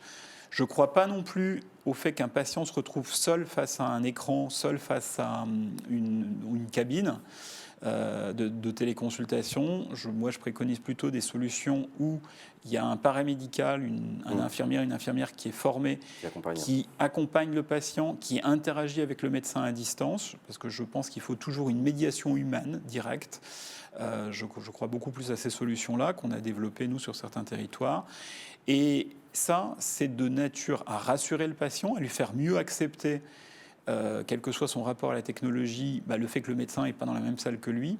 Et c'est une garantie pour le praticien parce qu'il sait au moins que la prise des constantes, l'utilisation de tous les instruments de tension, de Doppler, enfin tout ce qui peut être utilisé, l'échographe, etc., sera bien utilisé. Et donc ça, c'est de nature à ramener de l'expertise, de la médecine, là où il n'y en a plus. Et donc je crois beaucoup plus à ce type de solution que la coercition et au fait d'imposer aux médecins de s'installer. On verra, en tout cas, bon, ça c'est ce que vous défendez. Oui. On verra ce que les candidats nous disent. Mais moi, j'ai déjà entendu des candidats il y en a dire qui le disent, coercition, obligation d'installation, etc. Je me demande bien comment ils vont faire, mais ils géreront les manifs de médecins. Hein. Mais c'est aussi ça la politique. Allez, on avance. Du coup, on a dit prévention, accès aux soins, le grand âge, enjeu important. Récemment, le scandale Orpea a fait la une des journaux. On en a beaucoup parlé, d'ailleurs, y compris sur cette chaîne. L'occasion pour nous de reparler de l'enjeu de la prise en charge de la dépendance pour les personnes âgées, un enjeu majeur dans les années qui viennent. Je crois que vous les connaissez mieux que moi, les chiffres, sur combien de personnes dépendantes on va avoir dans les 10 ou 20 prochaines années, mais c'est vertigineux. Aujourd'hui, on est à 1 200 000 personnes dépendantes. À horizon 2040, ce sera 2,6 millions. Voilà. Donc ce sera un peu plus du double. Un peu plus du double. Donc voilà, on va multiplier par 2 le nombre de personnes concernées par ces problématiques. Orpea, on le rappelle, c'est un EHPAD, un établissement d'hébergement pour personnes âgées dépendantes. Ça fait partie de l'offre de soins pour les personnes dépendantes, mais ce n'est pas la seule. Il y a aussi la politique du maintien à domicile, qui est un enjeu. Vous attendez, vous aussi, là, du coup, le 1er mars, des candidats parler de ça? Qu'est-ce que vous attendez de leur part? Là aussi, c'est-à-dire comment on prévient la perte d'autonomie. On parlait de prévention tout à l'heure en santé publique en général, mais il y a la prévention aussi du maintien en autonomie, ça en fait partie. Et plus on va aider les personnes de 65 ans et plus à rester en bonne santé, les personnes de 75 ans et plus à rester autonomes, etc., mieux ça sera pour elles en termes de qualité de vie, en termes de capacité à rester chez elles, parce qu'en général, c'est plutôt ce souhait-là qu'elles expriment, carrément, oui. Plutôt que de se retrouver en résidence ou en EHPAD. Et puis, bien évidemment, pour celles et ceux qui, à un moment donné, leur état de santé fait qu'ils doivent être pris en charge à domicile, dans un premier temps, en résidence ou en EHPAD, c'est consacrer les moyens nécessaires, indispensables pour que cette prise en charge soit de bonne qualité. Là-dessus, je crois qu'il faut quand même qu'on se dise que collectivement, on a une responsabilité. Ça fait 15 ans que gouvernement après gouvernement, il y a des annonces sur une loi grand âge, sur le financement de la dépendance, et que ça n'est pas fait. Le premier gouvernement qui en a parlé, c'était les gouvernements Fillon-Sarkozy. Ça a été le cas également avec Michel Delaunay, François Hollande, Marisol Touraine. Et idem sous ce quinquennat-là. Ce quinquennat, je le rappelle, et on l'a vu ensemble, on était en direct à ce moment-là, le quinquennat d'Emmanuel Macron, c'est là qu'a été créée officiellement la fameuse cinquième branche de la sécurité sociale. Donc je vous rappelle que la dépendance, vieux sujet, donc, comme le dit Éric Chenu, vieux sujet qui est dans les têtes de tout le monde depuis un bout de temps, se pose la question de sa prise en charge. Et donc une cinquième branche a été créée. Se pose maintenant en partie la question de son financement. C'est bien de rajouter une branche. Bien, voilà, on a mis une branche, donc c'est bien. Il y a le rapport de Dominique Libault, ancien directeur de la Sécurité sociale, qui est aujourd'hui directeur de l'école de la Sécurité sociale, en 2019, dit qu'il faudrait consacrer 10 milliards d'euros chaque année. Donc c'est une grosse somme. 10 milliards qui aujourd'hui ne sont pas financés. D'accord. Donc c'est une grosse somme, pour autant, à ramener des 270 milliards dont je parlais tout à l'heure, à ramener aux 800 milliards si on prend toute la protection sociale. Donc c'est un effort, mais enfin c'est pas non plus un effort colossal et insurmontable pour notre pays. Donc est-ce que demain, on accepte tous de dire on va mettre un petit peu plus de CSG, un peu plus d'autres choses, j'en sais rien sous quel levier de financement CSG on sera. est un impôt, je précise. Voilà, tout à fait, qui englobe toutes les richesses, tous les revenus, quels qu'ils soient. Est-ce que c'est pas ça qu'il faudrait pour qu'on puisse recruter les personnels, les professionnels dont on a besoin au domicile, dont on a besoin dans les établissements, de bien les payer, parce qu'aujourd'hui, ce n'est pas forcément des professionnels qui sont bien payés, et puis de leur donner des perspectives de carrière, d'évolution, etc. Parce qu'aujourd'hui, on peut avoir de belles promesses dans les EHPAD ou au domicile, mais aujourd'hui, il y a des dizaines de milliers de postes vacants dans ces métiers-là. On n'arrive pas à recruter. Tout simplement parce que ce n'est pas des métiers qui sont attractifs, qui donnent envie, et que ce n'est pas des métiers qui sont suffisamment payés. Donc, il faut que collectivement, on y consacre les ressources nécessaires parce que je dirais que c'est ce que l'on doit à nos aînés, d'une façon, mais il faut aussi que, vis-à-vis des personnels, des professionnels qui y travaillent, il faut aussi qu'on y consacre les ressources nécessaires. On écoutera du coup le 1er mars prochain les candidats nous dire comment ils entendent financer, parce que je les vois bien arriver avec des belles promesses et tout. Et puis, il y a autre chose qu'il ne faut pas oublier, parce qu'il y a l'attention vis-à-vis de celles et ceux qui sont en situation de dépendance, et il y a l'attention vis-à-vis de leur entourage, ce qu'on appelle les aidants. C'est quoi un aidant ? Ça peut être la famille, ça peut être des amis, ça peut être des gens dans le quartier, dans le village, qui viennent donner un coup de main à la personne, lui porter les repas, lui porter ses médicaments, l'emmener chez le médecin, etc. C'est plein de petites choses. Aujourd'hui, on a entre 8 et 11 millions de personnes en France qui sont considérées comme des aidants, soit de personnes âgées, soit de personnes en situation de handicap. Donc c'est considérable.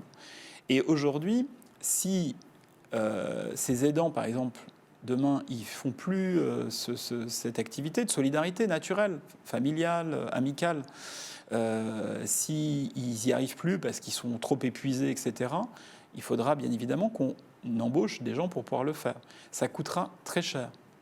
Donc on a plutôt intérêt à soutenir les aidants, à faire en sorte qu'ils puissent le faire le plus longtemps possible, déjà parce qu'ils ont envie de jouer cette carte de la solidarité interpersonnelle naturelle.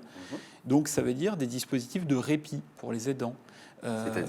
C'est-à-dire, par exemple, quand vous avez 60, 70 ans et que vous aidez un de vos parents âgé, à certains moments, vous pouvez vous-même être un petit peu fatigué. Vous avez peut-être besoin de temps en temps d'aller chez le médecin. Si personne ne peut venir prendre ce relais, vous allez du coup différer ce rendez-vous chez le médecin. Puis à un moment donné, vous allez vraiment tomber malade.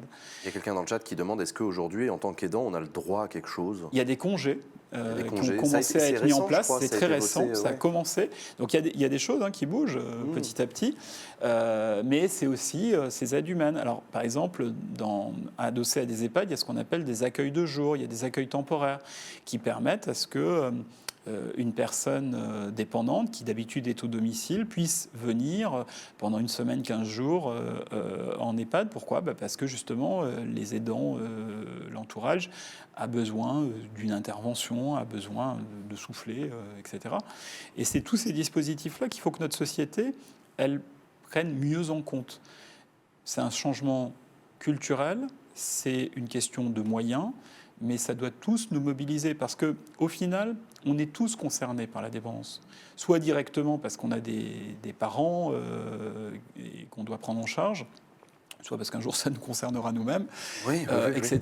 Et donc on a, je pense, plutôt intérêt, tous et tous, à y consacrer les moyens utiles aujourd'hui parce que peut-être qu'un jour, ça sera aussi nous qui en aurons besoin, soit pour nous-mêmes, soit pour notre entourage. Il y a quelqu'un qui dit, j'ai pas bien compris, le terme aidant, ça désigne des non-professionnels. Exactement, oui, les aidants, c'est toi, moi, des personnes, je suis sûr que vous en connaissez, des personnes qui vont visiter une personne âgée, donner un coup de main, sa maman, tendre la main. Voilà, moi dans ma famille, ma grand-mère, elle est visitée régulièrement par ma tante qui vient voir, est-ce que tout va bien, lui préparer un peu à manger, l'aider, au fait tes médicaments, t'en es où, et au fait le médecin, il t'a dit quoi, tu l'es au téléphone. Enfin c'est ça un aidant, voilà, c'est ça. Ça peut être donc accompagner une personne âgée, accompagner une personne porteuse de handicap aussi, venir en aide. Et ça, effectivement, cette solidarité naturelle, amicale, ce lien, aujourd'hui est peu reconnu. Alors ça commence, effectivement, il y a eu des lois qui ont été votées. Donc là aussi, on verra ce que les candidats proposent pour tenir compte de... Parce que c'est ça, en fait, qui permet aussi le maintien à domicile. On revient là-dessus. C'est exactement ça. Et puis, au-delà de ça, je crois que ça dit quelque chose de notre société.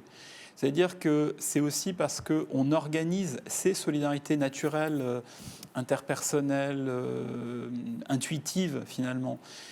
C'est parce qu'on va encourager ça qu'on conforte la cohésion sociale, qu'on conforte le vivre ensemble. Je pense que dans nos sociétés qui sont plus fracturées, plus fragmentées, on a plutôt intérêt à accompagner ces réseaux d'aide, d'entraide, de solidarité entre les femmes et les hommes dans notre pays. Donc, grand âge, prévention, accès aux soins. Un autre enjeu sur lequel on va ouvrir nos oreilles le 1er mars. Il y a encore un truc que vous voulez dire, Éric Chenu, je vous le sens, allez-y. Je suis désolé, mais prenez le temps. Pourquoi ? Parce que c'est vachement important, la détection précoce des vulnérabilités, la prévention de la perte d'autonomie, l'aide aux aidants et la solvabilisation de la dépendance. Et d'ailleurs, nous, Mutualité, on fait une proposition, c'est que pour financer les dépendances les plus lourdes, il faut à la fois financer le 5e risque dont on a parlé, mais ça ne suffira pas. Et donc, on fait une proposition qui est d'intégrer à la complémentaire santé quelques euros pour venir financer une prestation dépendance lourde, ce qu'on appelle les GIR 1 et 2, c'est les dépendances les plus lourdes, pour payer une rente de 500 euros par mois à ces personnes. Là, c'est aussi un effort de solidarité. C'est-à-dire aux aidants ? Non, vraiment à personne. Parce que même si on finance la 5e branche de risque, il y aura toujours des restes à charge, des choses que cette 5e branche ne financera pas. Que la personne soit à domicile ou qu'elle soit en EHPAD. Et donc, si à un moment donné, on veut que ce coût-là, il ne rejaillisse pas sur la famille, il faut le solvabiliser. Et donc, cette rente-là, donc ça serait quelques euros pour chacun, intégrés à notre complémentaire santé, pour pouvoir financer ça pour celles et ceux qui, malheureusement, se retrouvent en situation de dépendance à un moment donné. Et du coup, ce sera un prélèvement en plus. Pas sûr que tous les candidats soient chauds. Mais on verra. Je ne sais pas, mais en tout cas, ça serait intéressant de les entendre là-dessus. Ouais. Mais même nous, ça nous interroge à nous sur notre rapport à la solidarité et comment on veut faire vivre cela. Et puis juste, c'était surtout là-dessus que je voulais intervenir, c'est que on se doit à la fois, bien évidemment, d'accompagner l'avancée en âge, d'être au plus proche des plus vulnérables de notre société. Mais il faut aussi que dans le même temps, on ait un effort pour accompagner l'émancipation de la jeunesse, l'entrée en autonomie des plus jeunes. Pourquoi c'est extrêmement important d'être, finalement, des deux côtés finalement de ce lien de solidarité. On va demander de plus en plus d'efforts aux jeunes, aux salariés demain. Il y a moins de salariés par rapport au nombre de retraités que ce qu'on avait il y a 40 ans. Il y a moins d'actifs qui vont contribuer aux solidarités par rapport à toutes les personnes qu'il faut accompagner. Donc si on n'a pas cette attention vers les plus jeunes pour les aider à rentrer dans la vie active, les aider à s'autonomiser, je pense qu'à un moment donné, on aura des tensions intergénérationnelles et ça, il faut absolument les prévenir pour éviter tout risque de fracture au sein de la société. D'accord. Un enjeu aussi en matière de santé dont on parle peu parce qu'il est assez diffus, mais pourtant il est très contemporain, c'est la question de l'éthique et des datas. Les données, les applications qu'on utilise, les dossiers médicaux partagés, qui a accès à quelle info en matière de santé et avec quel traitement, quelle sécurité des données et puis quel débat démocratique on peut avoir. Ça aussi, c'est un enjeu sur lequel vous attendez que les candidats se positionnent. Oui, tout à fait. Alors, la Mutualité française avait mis en place un espace éthique pour travailler notamment sur ces questions-là. On a travaillé sur la fin de vie, on a travaillé sur pas mal de choses. Mais sur la question du numérique, c'est vraiment fondamental parce que c'est quelque chose qui se développe très très vite. Oui. Avec notre smartphone, aujourd'hui, tout le monde génère de la donnée qui est utilisée, ce qu'on soit sous iPhone ou sous Android, par Google ou par Apple. Et quelquefois, on s'en préoccupe assez peu. Or, c'est fondamental. Ces données, elles peuvent être de formidables vecteurs d'accélération de la recherche, pour peu qu'on accepte de les partager. Ces données, elles peuvent permettre de mieux personnaliser les actions de prévention dont on parlait tout à l'heure, ou l'accès aux soins, pour orienter vers le bon soin au bon moment, etc. Donc tout va dépendre de ce que l'on veut en faire, de qui décide de comment on les utilise. Nous, notre conviction profonde, c'est qu'on est tous adultes, et donc ces données, elles nous appartiennent à chacun. Donc c'est à chacun d'en déterminer la manière de les partager, la manière de les utiliser. Et on ne doit pas être infantilisé en la matière. On est des assurés sociaux, adultes, responsables de nos actes et de nos choix. Et donc on est plutôt, nous, pour mettre en place ce qu'on appelle de l'éducation populaire et citoyenne en matière de numérique, en santé, pour expliquer à chacun déjà toutes les données qu'il génère, comment il peut les utiliser, etc. Il y a par exemple une réforme qui a commencé il y a quelques jours, hein, c'était au mois de janvier, Mon espace de santé, donc qui est une nouvelle possibilité d'utiliser le dossier médical personnalisé. Ça va être un portail qui va permettre... On va juste faire un petit peu de pédagogie pour ceux qui nous écoutent. Le DMP, donc le dossier médical personnalisé, c'est... Carnet de santé numérique. Voilà, carnet de santé numérique, auquel a accès qui aujourd'hui? Mon médecin? Alors aujourd'hui, justement, ça va être ça tout l'enjeu. Le médecin, effectivement, peut y avoir accès, l'infirmière s'il y a des prélèvements, le laboratoire de biologie, etc. Mais nous, ce qui nous semble vraiment fondamental, c'est justement que ce soit chaque assuré social qui dise en responsabilité, ces données-là, je veux les partager avec mon médecin généraliste, je veux les partager avec mon cardiologue, je veux les partager avec mon gynéco, je veux les partager, etc. D'accord. Parce que c'est vous qui devez dire, c'est pas seulement que le médecin puisse y mettre des données, de l'info, mais c'est aussi à vous, ces données, elles vous appartiennent.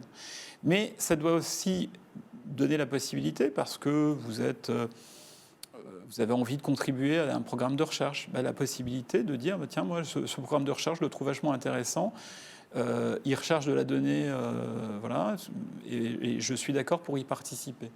Et oui, il faudrait aussi peut-être un peu rentrer dans le détail de qu'est-ce que je partage. Exactement. Par exemple, mon nom, mon prénom, bon, je peux le garder pour moi, ça m'arrange. C'est pas fondamental. C'est pas faux. C'est ça. Non, mais ce qu'on appelle la pseudo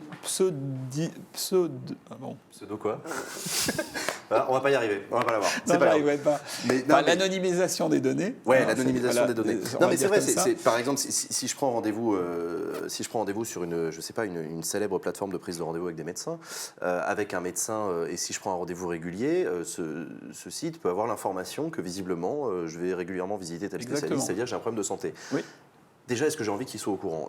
Et surtout, avec qui j'ai envie qu'il le sache? Parce que si je commence à recevoir des mails personnalisés autour de ma pathologie, ça va me gonfler. Ça pose un problème. Ça me pose un problème éthique, politique, etc. Et en même temps, vous avez raison, si c'est une université qui fait des recherches sur ma pathologie, ça peut être intéressant. Là, je veux bien que vous ayez mes datas. Encore une fois, peut-être pas toutes, mais... Mais pour moi, c'est à vous d'en décider. Et donc, c'est ça qu'il faut qu'on organise. C'est-à-dire de vraiment encadrer les choses, qu'on puisse le mot, c'est pseudonymisation. Promouvoir, voilà, merci. C'est le chat qui vous a aidé. Merci le chat. C'est comment on partage ces informations, ces données-là, quelles règles on met en place. Mais d'un autre côté, les data, les données, c'est de formidables leviers, c'est de formidables possibilités. Il y a des risques qu'il faut encadrer, il faut évidemment protéger les individus, protéger la société. Mais il faut toujours avoir en tête aussi les risques à ne pas faire. Est-ce qu'à un moment donné, en ne développant pas ces nouveaux services, ces nouvelles activités, est-ce que finalement on ne crée pas des pertes de chance pour les assurés sociaux dans notre pays? Est-ce qu'on ne perd pas la possibilité de développer de nouvelles activités économiques, de nouvelles entreprises, de nouvelles start-up pour la France ou pour l'Europe? Est-ce qu'on ne se met pas en situation de dépendance vis-à-vis des GAFAM ou des BATX? C'est tous ces sujets. BAT quoi?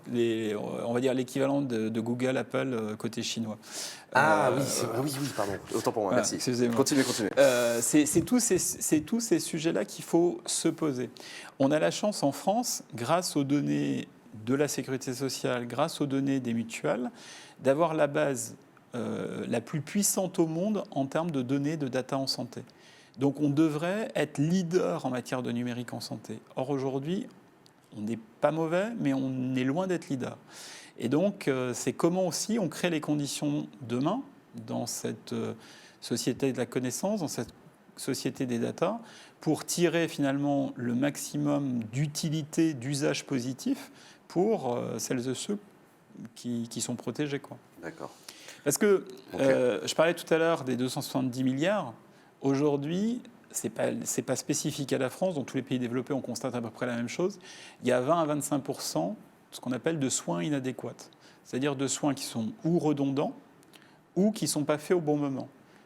Comme quoi, par exemple?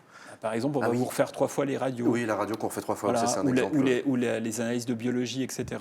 Pourquoi ? Parce que l'information, elle n'est pas bien partagée, parce que quelquefois, un médecin va vous redemander des trucs parce qu'il ne sait pas qu'un autre vous les a déjà demandés. Et puis, vous, assuré social, vous n'avez pas forcément en tête toutes les lignes de biologie, donc c'est normal que vous n'en parliez pas. Il y a le lien entre la ville et l'hôpital aussi. C'est-à-dire que l'hôpital me fait faire une radio, un truc, puis mon et le médecin de ville va vous le redemander. Non, je ne l'ai pas, donc c'est tout ça qu'une bonne utilisation des data pourrait nous permettre, alors soit d'engager quelques économies, soit d'orienter mieux certaines dépenses pour qu'elles soient utilisées au bon moment. Donc ce que vous dites, c'est ni béatitude en disant toutes les datas ouvertes à tout le monde, non, parce que là, il y a des enjeux éthiques, etc., mais ni non plus démagogie de dire on ne partage rien avec personne, jamais, voilà. Parce que ça, voilà, vous dites on passe à côté de trucs quand même qui peuvent être utiles pour les gens. Pour la santé des gens. Ok. Bon, on verra ce qu'en disent encore une fois les candidats à l'élection présidentielle. On verra comment ils positionnent les choses, quels arguments ils apportent. On écoutera de ça de près. Autre thématique qu'on attend, et je pense de pied ferme pour le 1er mars, pour le grand oral Place de la Santé, c'est la question de la santé mentale. La santé mentale a été abordée au cours de cette crise du Covid, notamment la santé mentale des jeunes. On se souvient de l'automne 2020 et de la rentrée 2021 autour de la question de la précarité étudiante et autour de la question de la santé mentale des jeunes. Même le gouvernement a pris position et a mis en place des dispositifs. C'est un peu particulier en France, la santé mentale. C'est quelque chose qui aujourd'hui est mal pris en charge et mal diagnostiqué. On en est où? C'est quoi aujourd'hui l'état de notre fonctionnement en santé mentale? On a une problématique un peu de stigmatisation. Là aussi, c'est culturel. C'est-à-dire qu'on regarde la santé mentale un peu de l'extérieur comme si ça ne nous concernait pas. Or, les pathologies de santé mentale, c'est des pathologies comme les autres. Hein. C'est ni plus grave ni moins grave qu'une pathologie cardiovasculaire, qu'un cancer ou qu'autre chose. Et c'est pas forcément le regard qu'ont une partie de nos concitoyens. Donc, un des effets positifs, de la crise sanitaire, c'est qu'on en a parlé un peu plus et que c'est devenu un peu plus banal d'en parler. C'est très banal, la santé mentale. Il y a 13 millions de personnes en France qui sont concernées par la santé mentale. C'est-à-dire 1 sur 5. Sur des pathologies particulières Quand on dit santé mentale, souvent, on pense des choses comme la schizophrénie. Bon, la schizophrénie, ça concerne 1% de la population. Donc c'est quand même 600 000 personnes, hein, c'est quand même pas anodin. Mais la santé mentale, c'est aussi la dépression. La santé mentale, c'est aussi les troubles obsessionnels compulsifs. La santé mentale, c'est les troubles bipolaires, ce sont les addictions. C'est tout ça, la santé mentale. Puis d'autres pathologies, là, je vous cite les 5 les plus importantes. Mais il y en a d'autres, mais d'accord. Et à l'échelle d'une vie, c'est 1 personne sur 4 qui sera concernée par la santé mentale. Donc c'est considérable. Par exemple, un épisode dépressif. Oui, ou une période où on est confronté aux addictions, etc. Donc ça nous concerne tous. Tous, on connaît dans notre entourage des gens qui sont concernés par la santé mentale. Donc ça doit être, là aussi, un enjeu. Vous allez dire que je suis obsessionnel avec la prévention. Et oui, je le suis. Je le suis pour les personnes âgées, je le suis pour la santé publique, et je le suis pour la santé mentale. La santé mentale est une des composantes de la santé publique. Et donc là aussi, on a un enjeu de mieux prévenir, de mieux repérer les signes avant-coureurs, de personnes autour de nous, où on sent que, tiens, telle personne, quand même, sa consommation à l'alcool, elle interroge. On trouve que la personne boit un peu régulièrement, un peu trop régulièrement, qu'elle devient complètement addicte au jeu, qu'elle devient complètement addicte aux écrans, que, tiens, il y a des comportements qui ne sont plus tout à fait les mêmes qu'avant. Bon, voilà. Toutes ces petites choses-là, il faut qu'on nous apprenne à mieux les repérer. À mieux les identifier et puis pouvoir orienter, pouvoir informer. Voilà. Ça nous concerne tous. Les tentatives de suicide dans notre pays, elles sont quand même assez importantes. C'est 12 000 suicides chaque année quand même dans notre pays. C'est pas anodin. Jacques Chirac, le cadre de sa présidence, avait mis un grand plan sur la lutte contre les accidents de la route et contre les morts sur la route. Ça a plutôt fonctionné, puisqu'on était grosso modo à 10 000 morts à peu près chaque année, 9 à 10 000 morts par an. Aujourd'hui, on est à moins de 4 000. Donc ça marche. On a divisé par plus que 2 le nombre de morts sur la route. Ouais. Ce que vous dites, c'est qu'un effort massif... C'est-à-dire que ce que je dis, c'est qu'en fait, on avait plus de morts par suicide et qu'on ne s'est jamais donné pour objectif de réduire significativement. Est-ce que là aussi, c'est une fatalité d'avoir 12 000 morts par an par suicide ? Je ne le pense pas. Je pense qu'on pourrait agir, on pourrait finalement attendre que ça devienne une grande cause nationale que de travailler là-dessus. Des pays l'ont fait. La Nouvelle-Zélande, par exemple, a mis en place, depuis une vingtaine d'années maintenant, un plan en formant les médecins généralistes, en formant les soignants, en faisant en sorte que dans les soins de premier recours, la santé mentale soit beaucoup mieux prise en compte. Et là aussi, qui est bien évidemment les médecins, mais qui est aussi d'autres professionnels qui puissent intervenir, interagir, repérer de manière précoce quand des fragilités, des difficultés se font jour. C'est probablement une des voies d'avenir sur lesquelles il faudra qu'on travaille. Alors, en l'occurrence, au cours justement de cette crise du Covid, le gouvernement a annoncé la mise en place de soins psy, de rendez-vous psy pris en charge dans les universités pour les étudiants, compte tenu de la situation. Quel regard vous portez sur ce qui a été fait par le gouvernement à ce moment-là? Et d'ailleurs, j'en profite pendant que vous répondez pour poser une question dans le chat. Est-ce qu'ils sont au courant? Voilà, est-ce que vous êtes au courant que vous avez... Alors c'est quoi, vous avez le droit à quoi déjà si vous êtes étudiant? C'est 8 consultations prises en charge dans le cadre de ce dispositif. Après, il y a d'autres possibilités qui existent en fonction, si vous êtes dans une université où il y a des services de santé universitaire qui ont des psychiatres, des psychologues, il y a la possibilité aussi de prise en charge complémentaire. Il y a ce qu'on appelle des bureaux d'aide psychologique universitaire. Il y en a 18 sur tout le territoire qui fonctionnent aujourd'hui. Enfin, voilà, il y a tout un certain nombre de réponses existantes. Il y a les CMP, les centres médico-psychologiques qui existent aussi, qui permettent à des gens qui, à un moment donné, ont un besoin, ressentent un besoin de pouvoir consulter. Il y a évidemment les urgences psychiatriques qui permettent aussi, notamment quand on a des pulsions suicidaires, de pouvoir être pris en charge rapidement. Il y a un certain nombre de dispositifs. Il y a des lignes téléphoniques qui existent aussi, sur lesquelles le 3114, sur lesquelles on peut téléphoner et avoir une aide. Le CMP, le centre médico-psychologique, c'est le maillon territorial de base de la santé psy en France. Tout à fait. Il y en a un par département, si je ne dis pas de bêtises, au moins un département. Dans les grandes villes et les grandes agglomérations, il y en a plus. Ce n'est pas pour autant qu'ils ne sont pas débordés. C'est ce que j'allais dire. Après, c'est les délais de prise en charge. Ouais, c'est ça. C'est pour ça que je donnais les autres possibilités aussi d'accéder, parce que là aussi, fonction de où on est sur le territoire, l'accès n'est pas le même, enfin, en termes de délai. C'est pas de la mauvaise volonté des professionnels, bien au contraire, c'est juste une incapacité compte tenu de la demande qui augmente. Alors ça, c'est peut-être le côté positif des choses, c'est qu'aujourd'hui, on accepte plus facilement de dire qu'on en a besoin.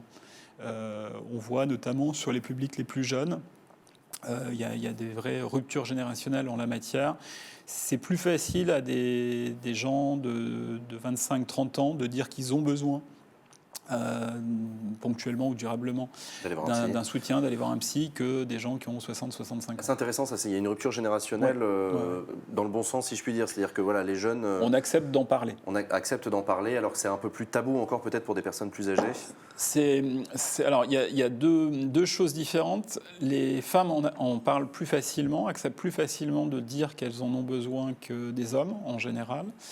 Et les plus jeunes acceptent d'en parler plus facilement. Okay. Donc ça veut dire c'est moins péjoratif, c'est moins stigmatisant aujourd'hui. Donc ça, c'est plutôt rassurant, parce que ça veut dire que plus les gens en parlent tôt, plus c'est facile, plus on est en capacité de pouvoir les aider et de les aider bien.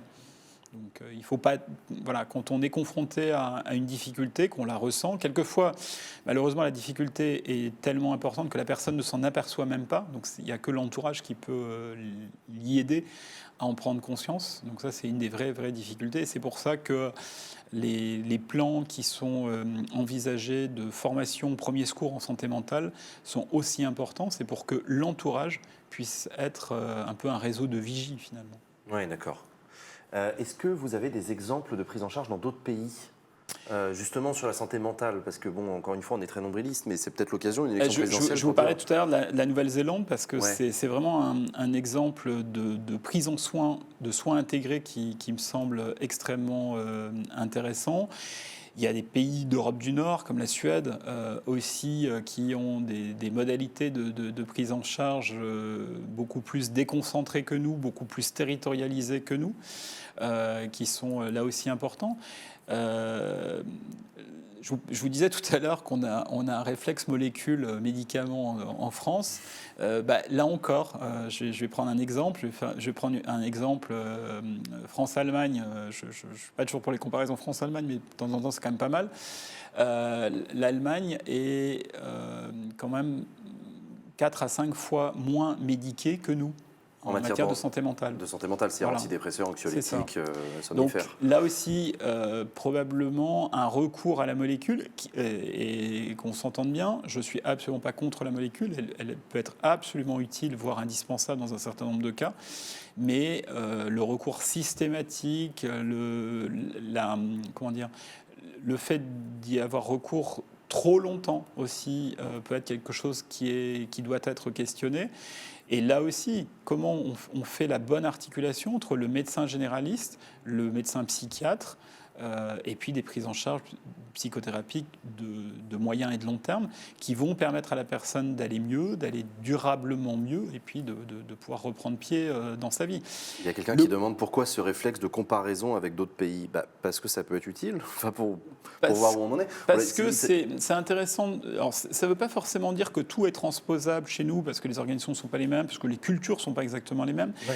Mais c'est quand même bon de temps en temps de regarder ailleurs pour voir si, alors que l'effort qu'on consacre à notre santé est important, si on obtient les résultats suffisants compte tenu de l'investissement qu'on y consent. C'est un peu ça l'enjeu.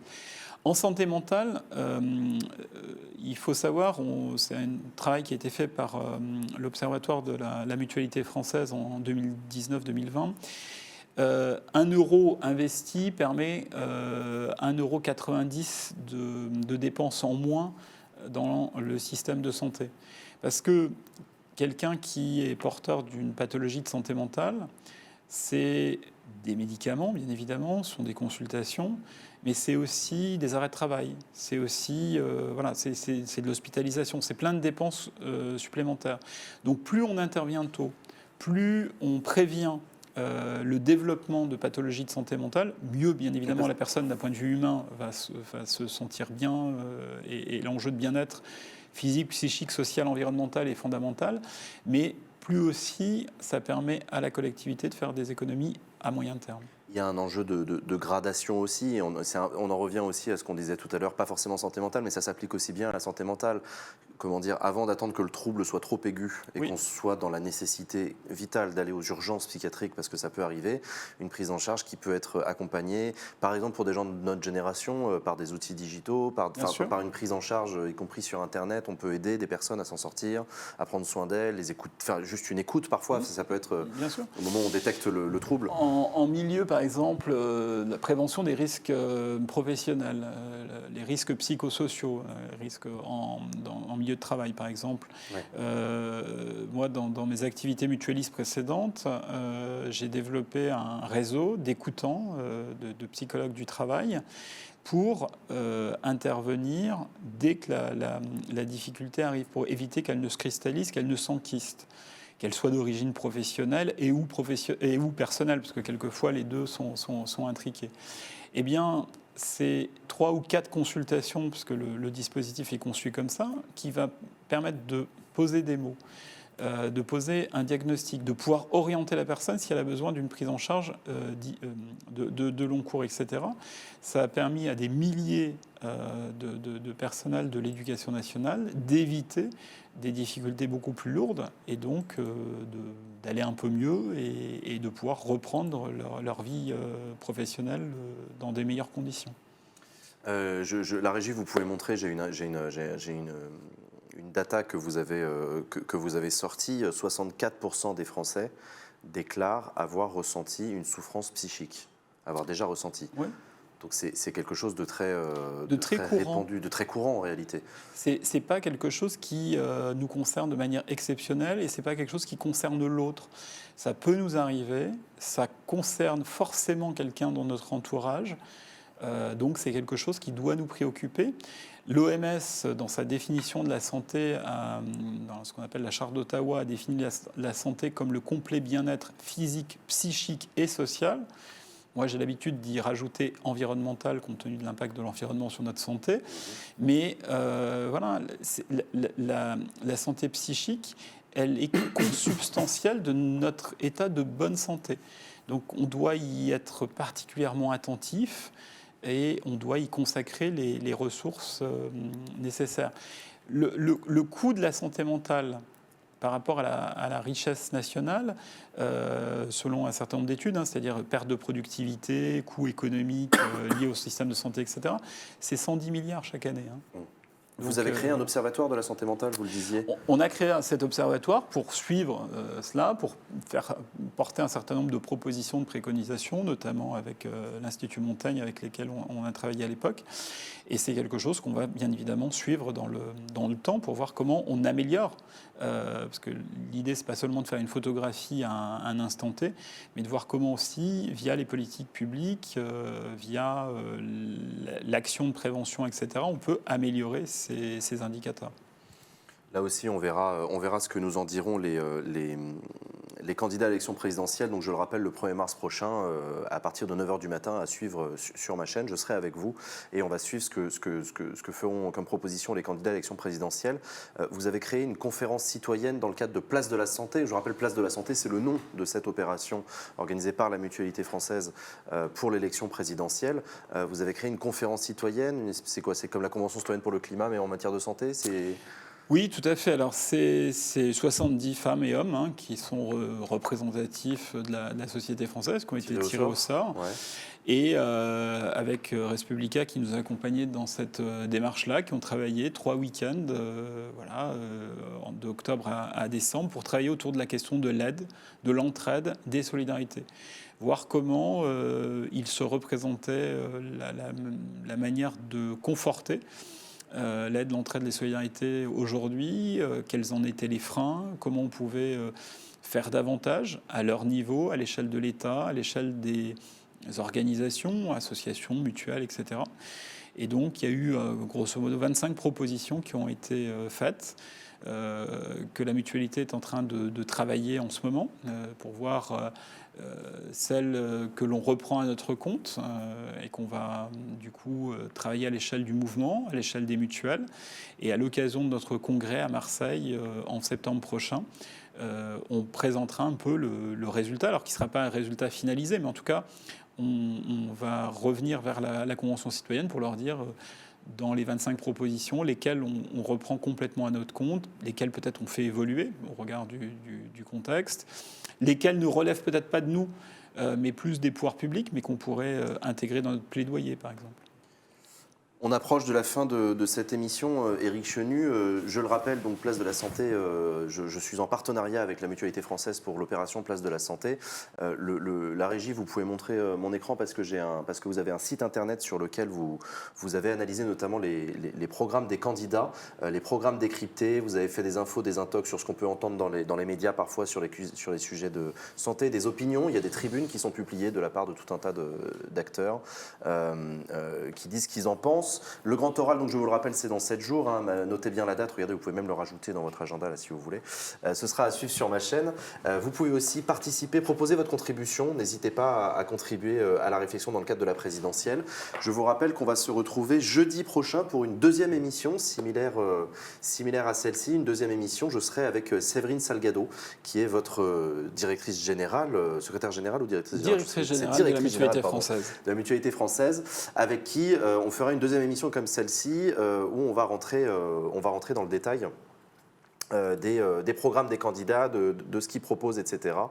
De ce qu'ils proposent. On va bien préparer le 1er mars. Le but du jeu étant que le 1er mars, vous soyez prêtes et prêts à écouter les candidats à la présidentielle. Merci Éric Chenu, on a parlé de plein de trucs. J'espère que c'est plus clair pour vous, tout ce qu'on a dit. Vous voyez, tout ça est très imbriqué, mais tout ça est très politique et très intéressant. Un dernier mot, Éric Chenu ? Tenez, je vous offre ceci. Bah ouais, quand même, tout sympa.